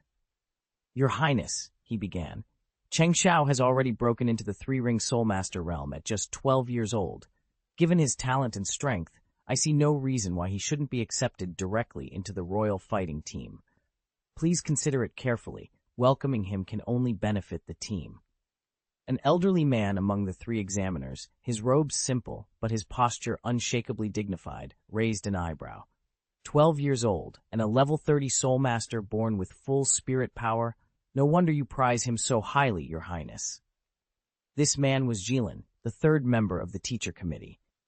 His martial soul, the Tianjing Teng Vine, specialized in intricate control techniques. At first glance, his plain features were unassuming, yet the sharp intelligence that gleamed from his eyes marked him as anything but ordinary. He was a level 83, 8-ring instrumentalist Douluo, and his reputation for precision and restraint was known throughout the academy. Sun Buyu met Jilin's gaze steadily. Exactly. Cheng Xiao's potential is extraordinary. With a token of snow in hand, a rare emblem awarded only to those of exceptional promise, he stands out even among gifted soul masters. I see no obstacle to his immediate induction. Silence settled over the chamber as the other two elders exchanged glances. Outside, sunlight slanted through the stained glass windows, casting jeweled patterns across the marble floor. The moment held the weight of destiny, for if the prince's recommendation stood, Cheng Xiao's life would change forever. Finally, Jilin inclined his head. Very well. If His Highness is so confident, the committee will not stand in the way. Cheng Xiao is hereby approved to join the royal fighting team. May he live up to all expectations. A soft murmur of approval followed. Cheng Xiao's heart pounded with a mix of pride and disbelief. At 12 years old, he was on the cusp of greatness, and nothing would ever be the same again. Jilin turned to Cheng Xiao with a warm smile. Cheng Xiao, the royal fighting team is limited to just 7 members, each one among the academy's very best at the Tiando level. It's never easy to earn a spot, but that doesn't mean it's impossible. He flicked a glance at Sun Buyu. As representatives of the Tiando Royal Academy's teaching committee, they had to be scrupulously fair, even when a candidate arrived on Prince Shui Qinghei's recommendation. Overlooking Cheng Xiao would look like neglect. Fast-tracking him into the Academy's top squad would spark rumors of favoritism. By setting the same trials for every hopeful, they preserved their integrity. And should Cheng Xiao ultimately fall short, no one could accuse them of bias. Cheng Xiao squared his shoulders and stepped forward. I appreciate the opportunity, he said, then offered a courteous salute to Soul Douluo Jilin. I'm ready to prove myself. Jilin let out a low chuckle. Well now, kid, you really do pique my interest. His lips curled into a faint smile as he regarded Cheng Xiao. The air around him seemed to warp and pulse with energy. Here's the deal. If you can withstand my next soul pressure, no one will stand in your way of joining the royal fighting team. How does that sound? Cheng Xiao met his gaze without flinching. All right, he said, nodding once. Jilin's smile widened. He extended his palm forward, and in an instant a shimmering barrier of soul energy materialized above Cheng Xiao. Then, with the speed of a thunderclap, it crashed down. Instantly, Cheng Xiao felt the air around him solidify into weighty restraint. A colossal wave of soul force slammed into him, rooting his body in place. Jilin watched in mild surprise as Cheng Xiao's expression remained composed. Interesting, he murmured. Soul suppression at level 35, and he's handling it as if it's nothing. He studied the younger man more closely. Typically, if a lower-ranking soul master endures an onslaught from someone of much higher caliber, retaining even 2/3 of their own power, it's considered exceptional. If they stand toe-to-toe, wielding equal soul force, well, they'd be hailed as the finest of their generation. Jilin's eyes gleamed with new respect as he realized Cheng Xiao might just be that rare exception. Jilin, the esteemed Soul Douluo, sat perfectly still, yet his black robe, emblematic of his rank, flowed as though caught in an unfelt breeze. Around him, soul pressure steadily welled up, each pulse deliberate and measured. He had no wish to crush Cheng Xiao outright. This was merely an examination after all. Carefully, he permitted the pressure to climb, slowly enough that at the first sign of distress in the young man, he could ease off, no harm done. After all, Cheng Xiao was a prodigy, handpicked by Prince Shui Qinghei. He had little desire to offend the empire's future ruler over a simple test. As the unseen weight pressed in, Cheng Xiao's features stayed calm. Within him, his shadow power surged, circulating far faster than usual to counter Jilin's force. He knew exactly what was happening. This was a trial of his endurance, a measurement of how much soul pressure he could withstand. Jilin observed him with a quiet satisfaction. Not bad, he thought. This young man's strength is genuine. And with that, he prepared to push just a little further, just enough to see how far Cheng Xiao's hidden reserves would carry him. Ordinary low-level soul masters would buckle under the slightest pressure from a high-tier opponent. One of the two elders next to Spirit Douluo Jilin observed with a knowing smile. But he hasn't even awakened his martial soul yet. No wonder they call him a genius. Jilin, who'd been steadily cranking up his soul pressure, found himself growing more and more astonished. Could this boy truly be only 12 years old? Even with his soul power pushed to level 36, Cheng Xiao showed no sign of strain. Every soul Douluo here possessed a fierce competitive streak, and Jilin was determined to force a reaction. He dialed his pressure higher, level 37, 38, 39. At level 40, Cheng Xiao's expression finally flickered. Yet he still made no move to release his martial soul.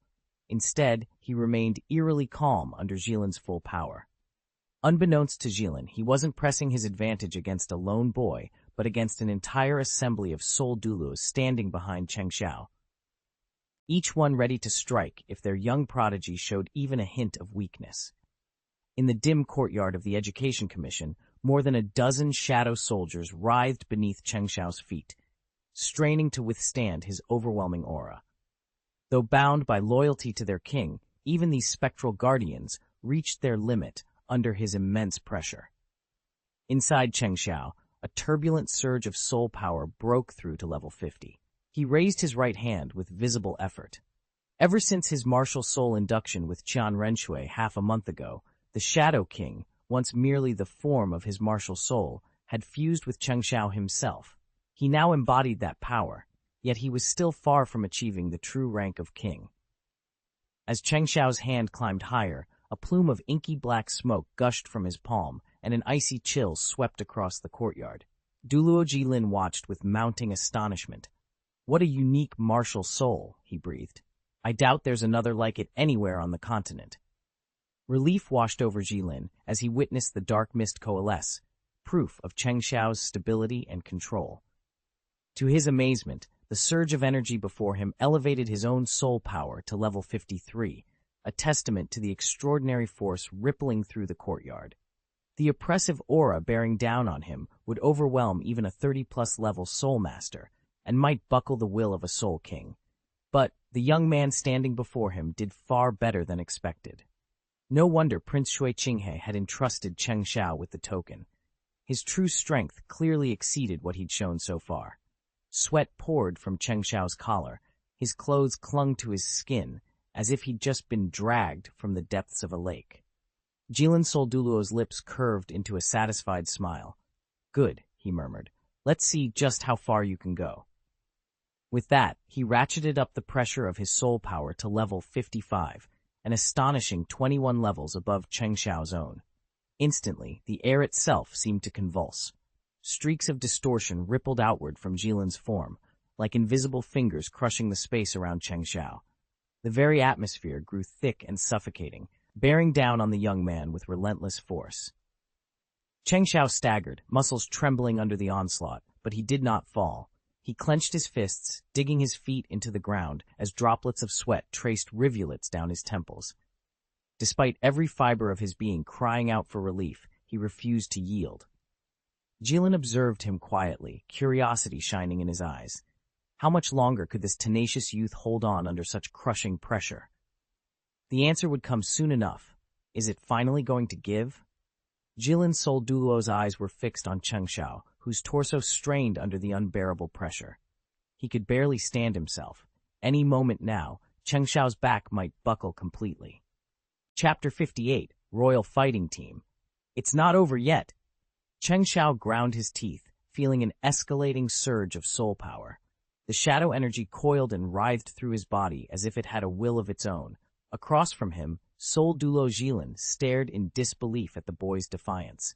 he watched the inky tendrils of smoke spiraling up from Cheng Xiao's form with growing alarm. Jilin's expression grew grave. Deep within Cheng Xiao's purple eyes lay a chilling aura of death, so potent it made Jilin's own soul tremble. Before he could muster another thought, a bone-numbing frost of death qi erupted from Cheng Xiao, and the black smoke fanned outward to cloak the entire training hall in impenetrable darkness. The 3 education committee members and Sun Buyu froze, shock rendering them speechless. Not a single beam of light pierced the gloom now enveloping them. "What's happening?" Bai Baoshan demanded, scrambling to his feet. The suffocating blackness left him disoriented, a cold prickle racing down his spine. Even Soul Duo Jilin, who had been pouring crushing soul pressure into Cheng Xiao, felt his own power slip away, dissipating as though it had never been there. He swallowed hard, unable to explain how Cheng Xiao had so effortlessly shaken off his suppression. In that moment of utter darkness, everyone present realized they were witnessing something far beyond a mere duel. They were standing on the brink of something truly terrifying. Everyone watched in stunned silence as the bright, spacious chamber was suddenly swallowed by darkness. Worse still, they felt their soul energy draining away at an ever-quickening pace.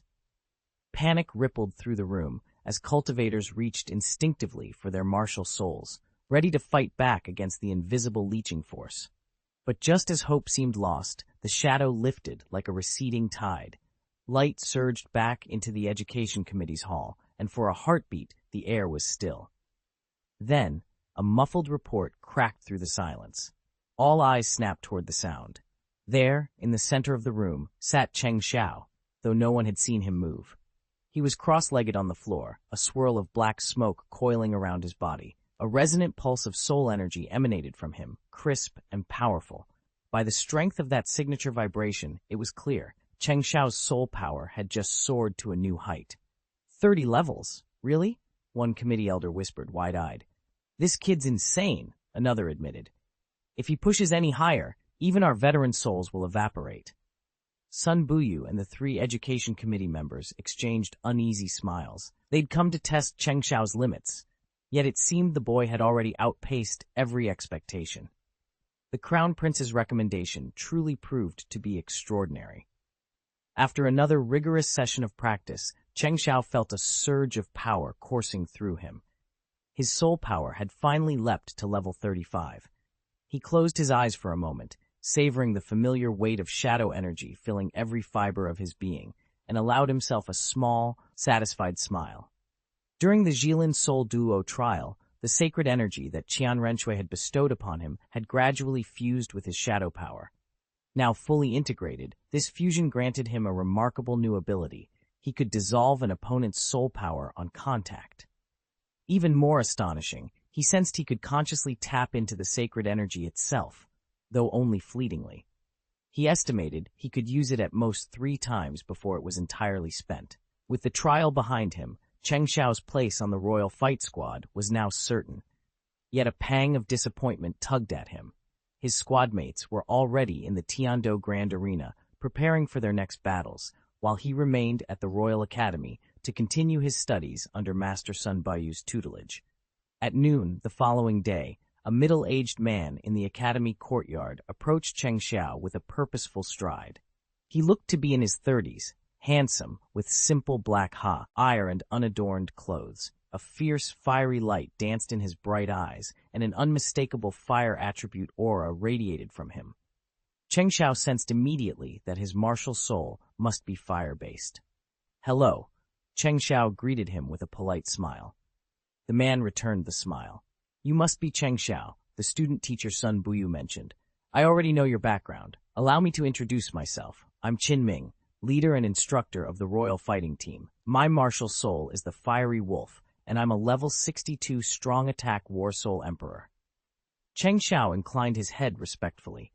"It's an honor to meet you, teacher Qin Ming." Qin Ming patted his shoulder. "Come with me. I'll introduce you to the rest of the Royal Fighting Team. Over the next few years, you'll be working side by side with them." With that, he led Cheng Xiao toward one of the academy's training grounds. Cheng Xiao nodded and followed eagerly, set ready to meet his new teammates. Cheng Xiao fell in step behind Qin Ming, as they threaded their way through a network of narrow alleyways before emerging onto the main road. Along the route, passing students couldn't help but notice the unfamiliar youth shadowing the academy's most revered instructor. They didn't know the boy's name, but everyone recognized Qin Ming, the indomitable leader and sole martial mentor of the Royal Fighting Team. Only the team's members had ever been granted the privilege of training under him, so seeing an outsider in his wake sparked immediate curiosity. Whispers spread. Was the Royal Fighting Team about to recruit anew? Yet while gossip fluttered through the crowd, Qin Ming and Cheng Xiao pressed on, heading straight for the team's usual training grounds. Qin Ming strolled alongside Cheng Xiao, filling him in on the Royal Fighting Team's lineup. "Our captain is Yu Tianheng," he began. "His martial soul is the Blue Lightning Tyrannosaurus Rex, and he's a level 39 strong attack system soul master. His deputy is Du Guyan, wielder of the Green Phosphorus Snake, a level 38 control system soul master." He continued down the roster, names drawn from the most prestigious clans on the mainland, each prodigy as arrogant as they were powerful. Cheng Xiao listened in silence, inscrutable, as Qin Ming detailed their strengths and shortcomings. Noticing Cheng Xiao's impassive expression, Qin Ming laughed softly. "Don't let their reputations bother you. The Yellow Bean team has always let its power do the talking. When you reveal your true abilities, those proud nobles will have no choice but to respect you." Cheng Xiao paused, a small smile playing at his lips. "And why wouldn't they?" he asked, tilting his head quizzically. Qin Ming blinked in surprise, then shook his head with an amused grin. "You know what? I think I underestimated you. That's exactly the confidence we need." "You'll see once you really get to know each other," she said with a knowing smile. They continued walking until they reached the Imperial Fighter Team's training grounds. The moment they crossed the threshold, the difference was striking. Gone was the clamor of the general instructional areas. Here reigned a hushed calm and a sense of spacious luxury. After all, this was where Tiando Royal Academy's premier squad trained, the very team chosen to represent the school in the Continental Senior Soul Master Elite competition. Naturally, its members received privileges far beyond those afforded to ordinary students, and the staff roster boasted the Academy's finest instructors. Qin Ming paused before a grand door sculpted with elaborate patterns. He pushed it open to reveal a vast chamber, over 200 square meters of opulent space. A single leather sofa stretched more than 15 meters along one wall, comfortably seating a dozen people. Everywhere he looked, gold gleamed. Palace lanterns hung from the ceiling, their filigreed frames casting a soft, warm light. The walls were papered in golden damask. Even the trim and molding shone like polished brass. It was a fitting reflection of the Imperial Fighter Team's status and of the extraordinary training that took place within. A low, warm light filled the spacious lounge, where a massive leather sofa dominated the room. In front of it stood a crystal coffee table, its surface artfully arranged with delicate pastries and gleaming decanters of wine and tea. 7 people had gathered there, each in their 20s, old enough to be considered young adults, a sharp contrast to Cheng Xiao, who was still in her teens. Perched in the center of the sofa was a young man with coal-black hair. He was not conventionally handsome, but he carried himself with quiet authority. His tailored blue suit featured gilded, dragon-shaped epaulets that spoke of rank and privilege. His face, however, remained impassive, his expression so cool and composed that it discouraged any casual approach. Next to him lounged a woman with short, dark purple hair that framed her face in bold, angular strands. She leaned her head against his shoulder, a lazy half-smile on her lips. Her vivid green eyes glowed with an intensity that felt almost uncanny, giving her an air of unpredictable strength. One of the others, leaning forward from the edge of the sofa, broke the silence. "Yanzi, have you heard? There's a new member joining the Imperial Fighting Team. Rumor has it he was personally appointed by the 3 Education Committee members and that he's somehow connected to His Highness the Crown Prince." Chapter Text: The Unannounced Recruit. The waiting room of the Emperor Du's headquarters was unusually quiet that afternoon. Sunlight streamed through the floor-to-ceiling windows, casting long streaks of light across the polished marble floor. 3 team members occupied plush black leather chairs around a low glass table, each absorbed in their own thoughts. "Do you know who he is?" asked the black-haired man without looking up from the dossier in his hand. "How would I know?" came the cool reply from a woman with short purple hair. She leaned back against the sofa, arms folded. "If he wants to join the first team, shouldn't he have to earn a promotion from the second team?" The black-haired man shrugged. "Maybe he has some special favor with the higher-ups." A third voice cut through the tension. Leaning casually against the window frame, a handsome youth rolled his shoulders and scoffed. "Captain, I'll bet my savings that kid slipped in through the back door." His sharp eyes gleamed with irritation. "Do you know how hard I've worked to get onto the first team? And here comes some spoiled brat with connections, skipping right ahead of the queue. Just wait, when he shows his face, I'll set him straight." The woman on the sofa lifted an eyebrow. "Take it easy, Yufeng. Let's see what he's actually capable of before we start passing judgment." Yufeng snorted, but didn't press the issue. The woman stood and tucked a stack of papers under her arm. "Official notice says he's the new recruit for the first team. That alone should speak for itself, unless someone wants to challenge the Emperor Do directly." Yufeng bristled at the implication, but the black-haired man only smiled. "Regardless of how he got here, we'll find out soon enough whether he belongs, or if he's nothing more than a backdoor hire." With that, the 3 of them dispersed, each headed for the training arena where the mysterious newcomer would make his appearance. Whether friend or rival, the unseen recruit was about to shake up their world, and none of them would be the same afterward. He's the one His Royal Highness sent, after all. There must be a reason the prince entrusted him with this mission. He should still have some value, she said, studying her companion. He shrugged. "If you think he's nothing but a waste of time, then let him return." Chapter 59. There's always someone better than you. "Yanzi's right. Our royal fighting team doesn't need any dead weight," Yu Tianheng said, reclining on the sofa with an easy confidence. His dark eyes gleamed as he continued. "Still, he's here at the Crown Prince's request. As long as he doesn't disrupt our training or studies, there's no reason to make a fuss. I won't risk straining relations with the Crown Prince over something so trivial." From the way he lounged, it was clear who commanded respect in this room. Yu Tianheng was not only the captain of the royal fighting team, but also the prodigious heir of the Blue Lightning Tyrannosaurus Rex family, one of the upper 3 sects' most prestigious lineages. Yufeng let out a low whistle and nudged his captain with one elbow. "Boss, you're the young master of one of the Empire's top 3 clans. Are you really worried about stepping on royal toes? The Tiando Empire's royal family would think twice before crossing you.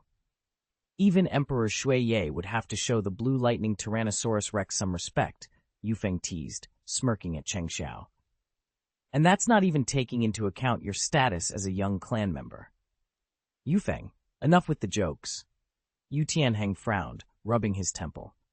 "You don't understand how tangled the ties are between the Tiando Empire's royal family and its 3 great clans. Remember, at the end of the day, we're still citizens under the Empire's rule." "All right, boss, I hear you." Yufeng grinned and dropped the subject. Their laughter died away as the door swung open. 2 figures stepped in, and the rowdy atmosphere snapped into silence. Even Yu Tianheng, who had been lounging on the sofa, sprang to his feet. In unison, the entire royal fighting team fell into formation and saluted one of the newcomers. "Teacher Qin Ming," they chorused. Qin Ming raised a hand in a dismissive wave. "Please, no need for formalities. Just call me teacher." He surveyed the team with a warm smile, then cleared his throat. "I have an announcement. Today we welcome a new member to the royal fighting team. His name is Cheng Xiao." With that, he inclined his head toward the young man standing beside him, and the room's tension shifted to curiosity and welcome. Cheng Xiao stepped forward with measured grace, bowed deeply, and spoke in a clear, steady voice. "Hello, seniors. My name is Cheng Xiao. I'm honored to join the royal fighting team. Please guide me." The room fell silent as every pair of eyes turned to him. He was strikingly handsome, sleek black hair framing a calm, almost aloof face, beneath which 2 dark purple eyes shimmered with a subtle, otherworldly glow. He wore all black, his posture rigid and immaculate, exuding an almost palpable pressure that made the air around him seem heavier. In the world of soul masters, beauty was commonplace. The power of the soul often gifted its wielders with flawless features. Yet there was something unnerving about Cheng Xiao's presence, as though he were part human, part beast. His quiet intensity left the other recruits avoiding eye contact, each unwilling to meet that deep, unknowable gaze. Only Yu Tianheng, captain of the royal fighting team, noticed the faint shadow coiling at Cheng Xiao's feet, a dark, writhing shape that pulsed in time with the newcomer's steady heartbeat. A flicker of concern passed across Yu Tianheng's face. Something about Cheng Xiao was far from ordinary. A hush fell over the courtyard as Cheng Xiao stepped from the shadows. It felt as though dozens of unseen eyes were fixed on him, and a chill ran down everyone's spine. Yu Tianheng's usual arrogance had vanished, replaced by sharp-eyed scrutiny. There was something about this boy that simply didn't add up. He seemed far more complex than his youthful face suggested. Even the ever-composed Du Guyan, though long married and usually indifferent to such matters, found herself stealing extra glances at him. Yu Feng, whose bravado had drained away the moment he saw Cheng Xiao, swallowed nervously and spoke up. "Teacher, what is Junior brother Cheng Xiao's spirit power level?" Master Qinming allowed himself a small, knowing smile. "I'll tell you shortly, but first, answer me this. When you were 12, what was your spirit power level?" Du Guyan exchanged a puzzled glance with Yu Tianheng. "Master, Tianheng and I were already in our early 20s by the time we were 12. Why do you ask?"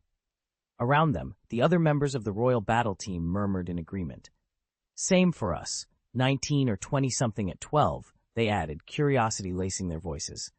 Qinming let the question hang in the air, watching the eager faces before him.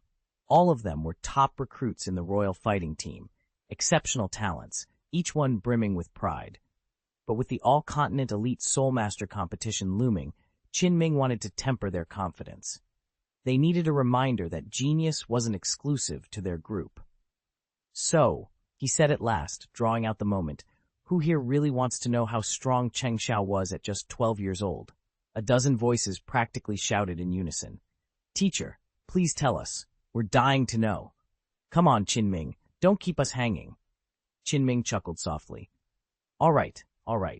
Here's the truth. When he turned 12, Cheng Xiao had already broken into the Soul Master realm. His soul power level back then was 35. Silence fell across the room. Eyes widened. Jaws dropped. A 12-year-old Soul Master, and at level 35? It was almost impossible to believe. The royal fighting team, already proud of their own achievements, found themselves stunned into silence by the revelation. "You know that all 7 members of the royal fighting team have soul power above 35 and are nearly 20 years old," Oslo said, his tone sharp. "And now you tell us this boy in front of you, only 12 years old, is already at that same level? That's absurd. Even if he'd been training since before birth, he couldn't legitimately reach level 35 at his age. You're not seriously asking us to believe that, Teacher Qinming?" Oslo set down his drink and folded his arms. Golden hair framing his almost delicate features, he looked less like a seasoned warrior and more like a courtly noble. But make no mistake, his martial spirit, Ghost Leopard, had carried him to level 36 as an agility attack combat spirit master. As one of the Imperial fighting team's pillars, he took pride in knowing he'd beat anyone on the squad, except Yu Tianheng and Du Guyan. To hear that a 12-year-old had already caught up to them felt like a slap in the face. Qinming met Oslo's gaze calmly, a faint smile playing at his lips. The others exchanged uneasy looks, but their coach remained unruffled. It was clear he'd expected this reaction, and he had answers ready. He smiled serenely. "Since you're curious, I'll stop holding back. Cheng Xiao, reveal your martial spirit." He swept his gaze across the assembly. "Consider this a lesson for our proud young talents. This continent is brimming with gifted fighters, and sometimes you need a reminder that there's a whole world beyond your sheltered circles." Qinming quietly observed the students before him. Nearly all of them were heirs of noble families, their cultivation paths eased by inherited techniques and endless resources. They'd never known true hardship, yet without setbacks, no soul master could ever forge genuine strength. Only those who face crushing blows and rise again become the kind of soul masters the legends are made of. Seizing the moment, Qin Ming intended to shatter their complacency.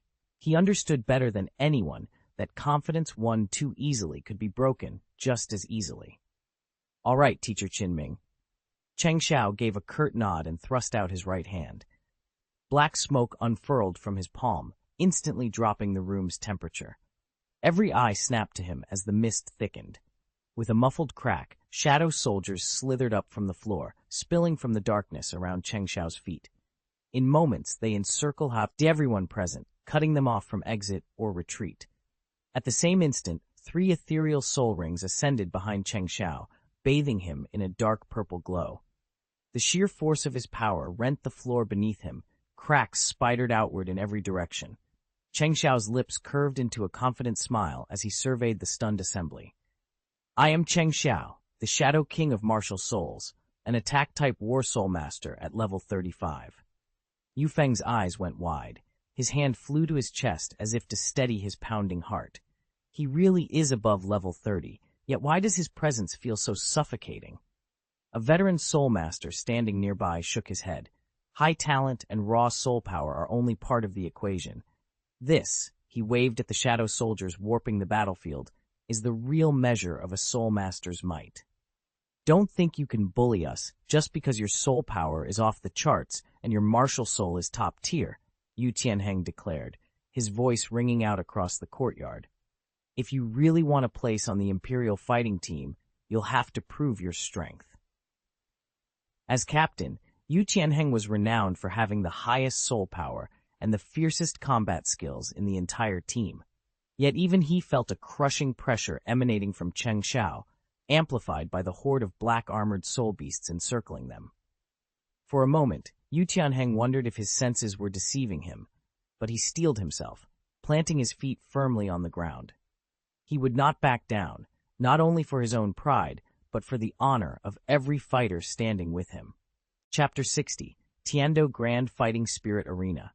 When Yu Tianheng spoke, Qin Ming hesitated for a moment, then caught the unwavering resolve in Tianheng's eyes and broke into a wry smile. "All right, Tianheng, I understand. Let's go.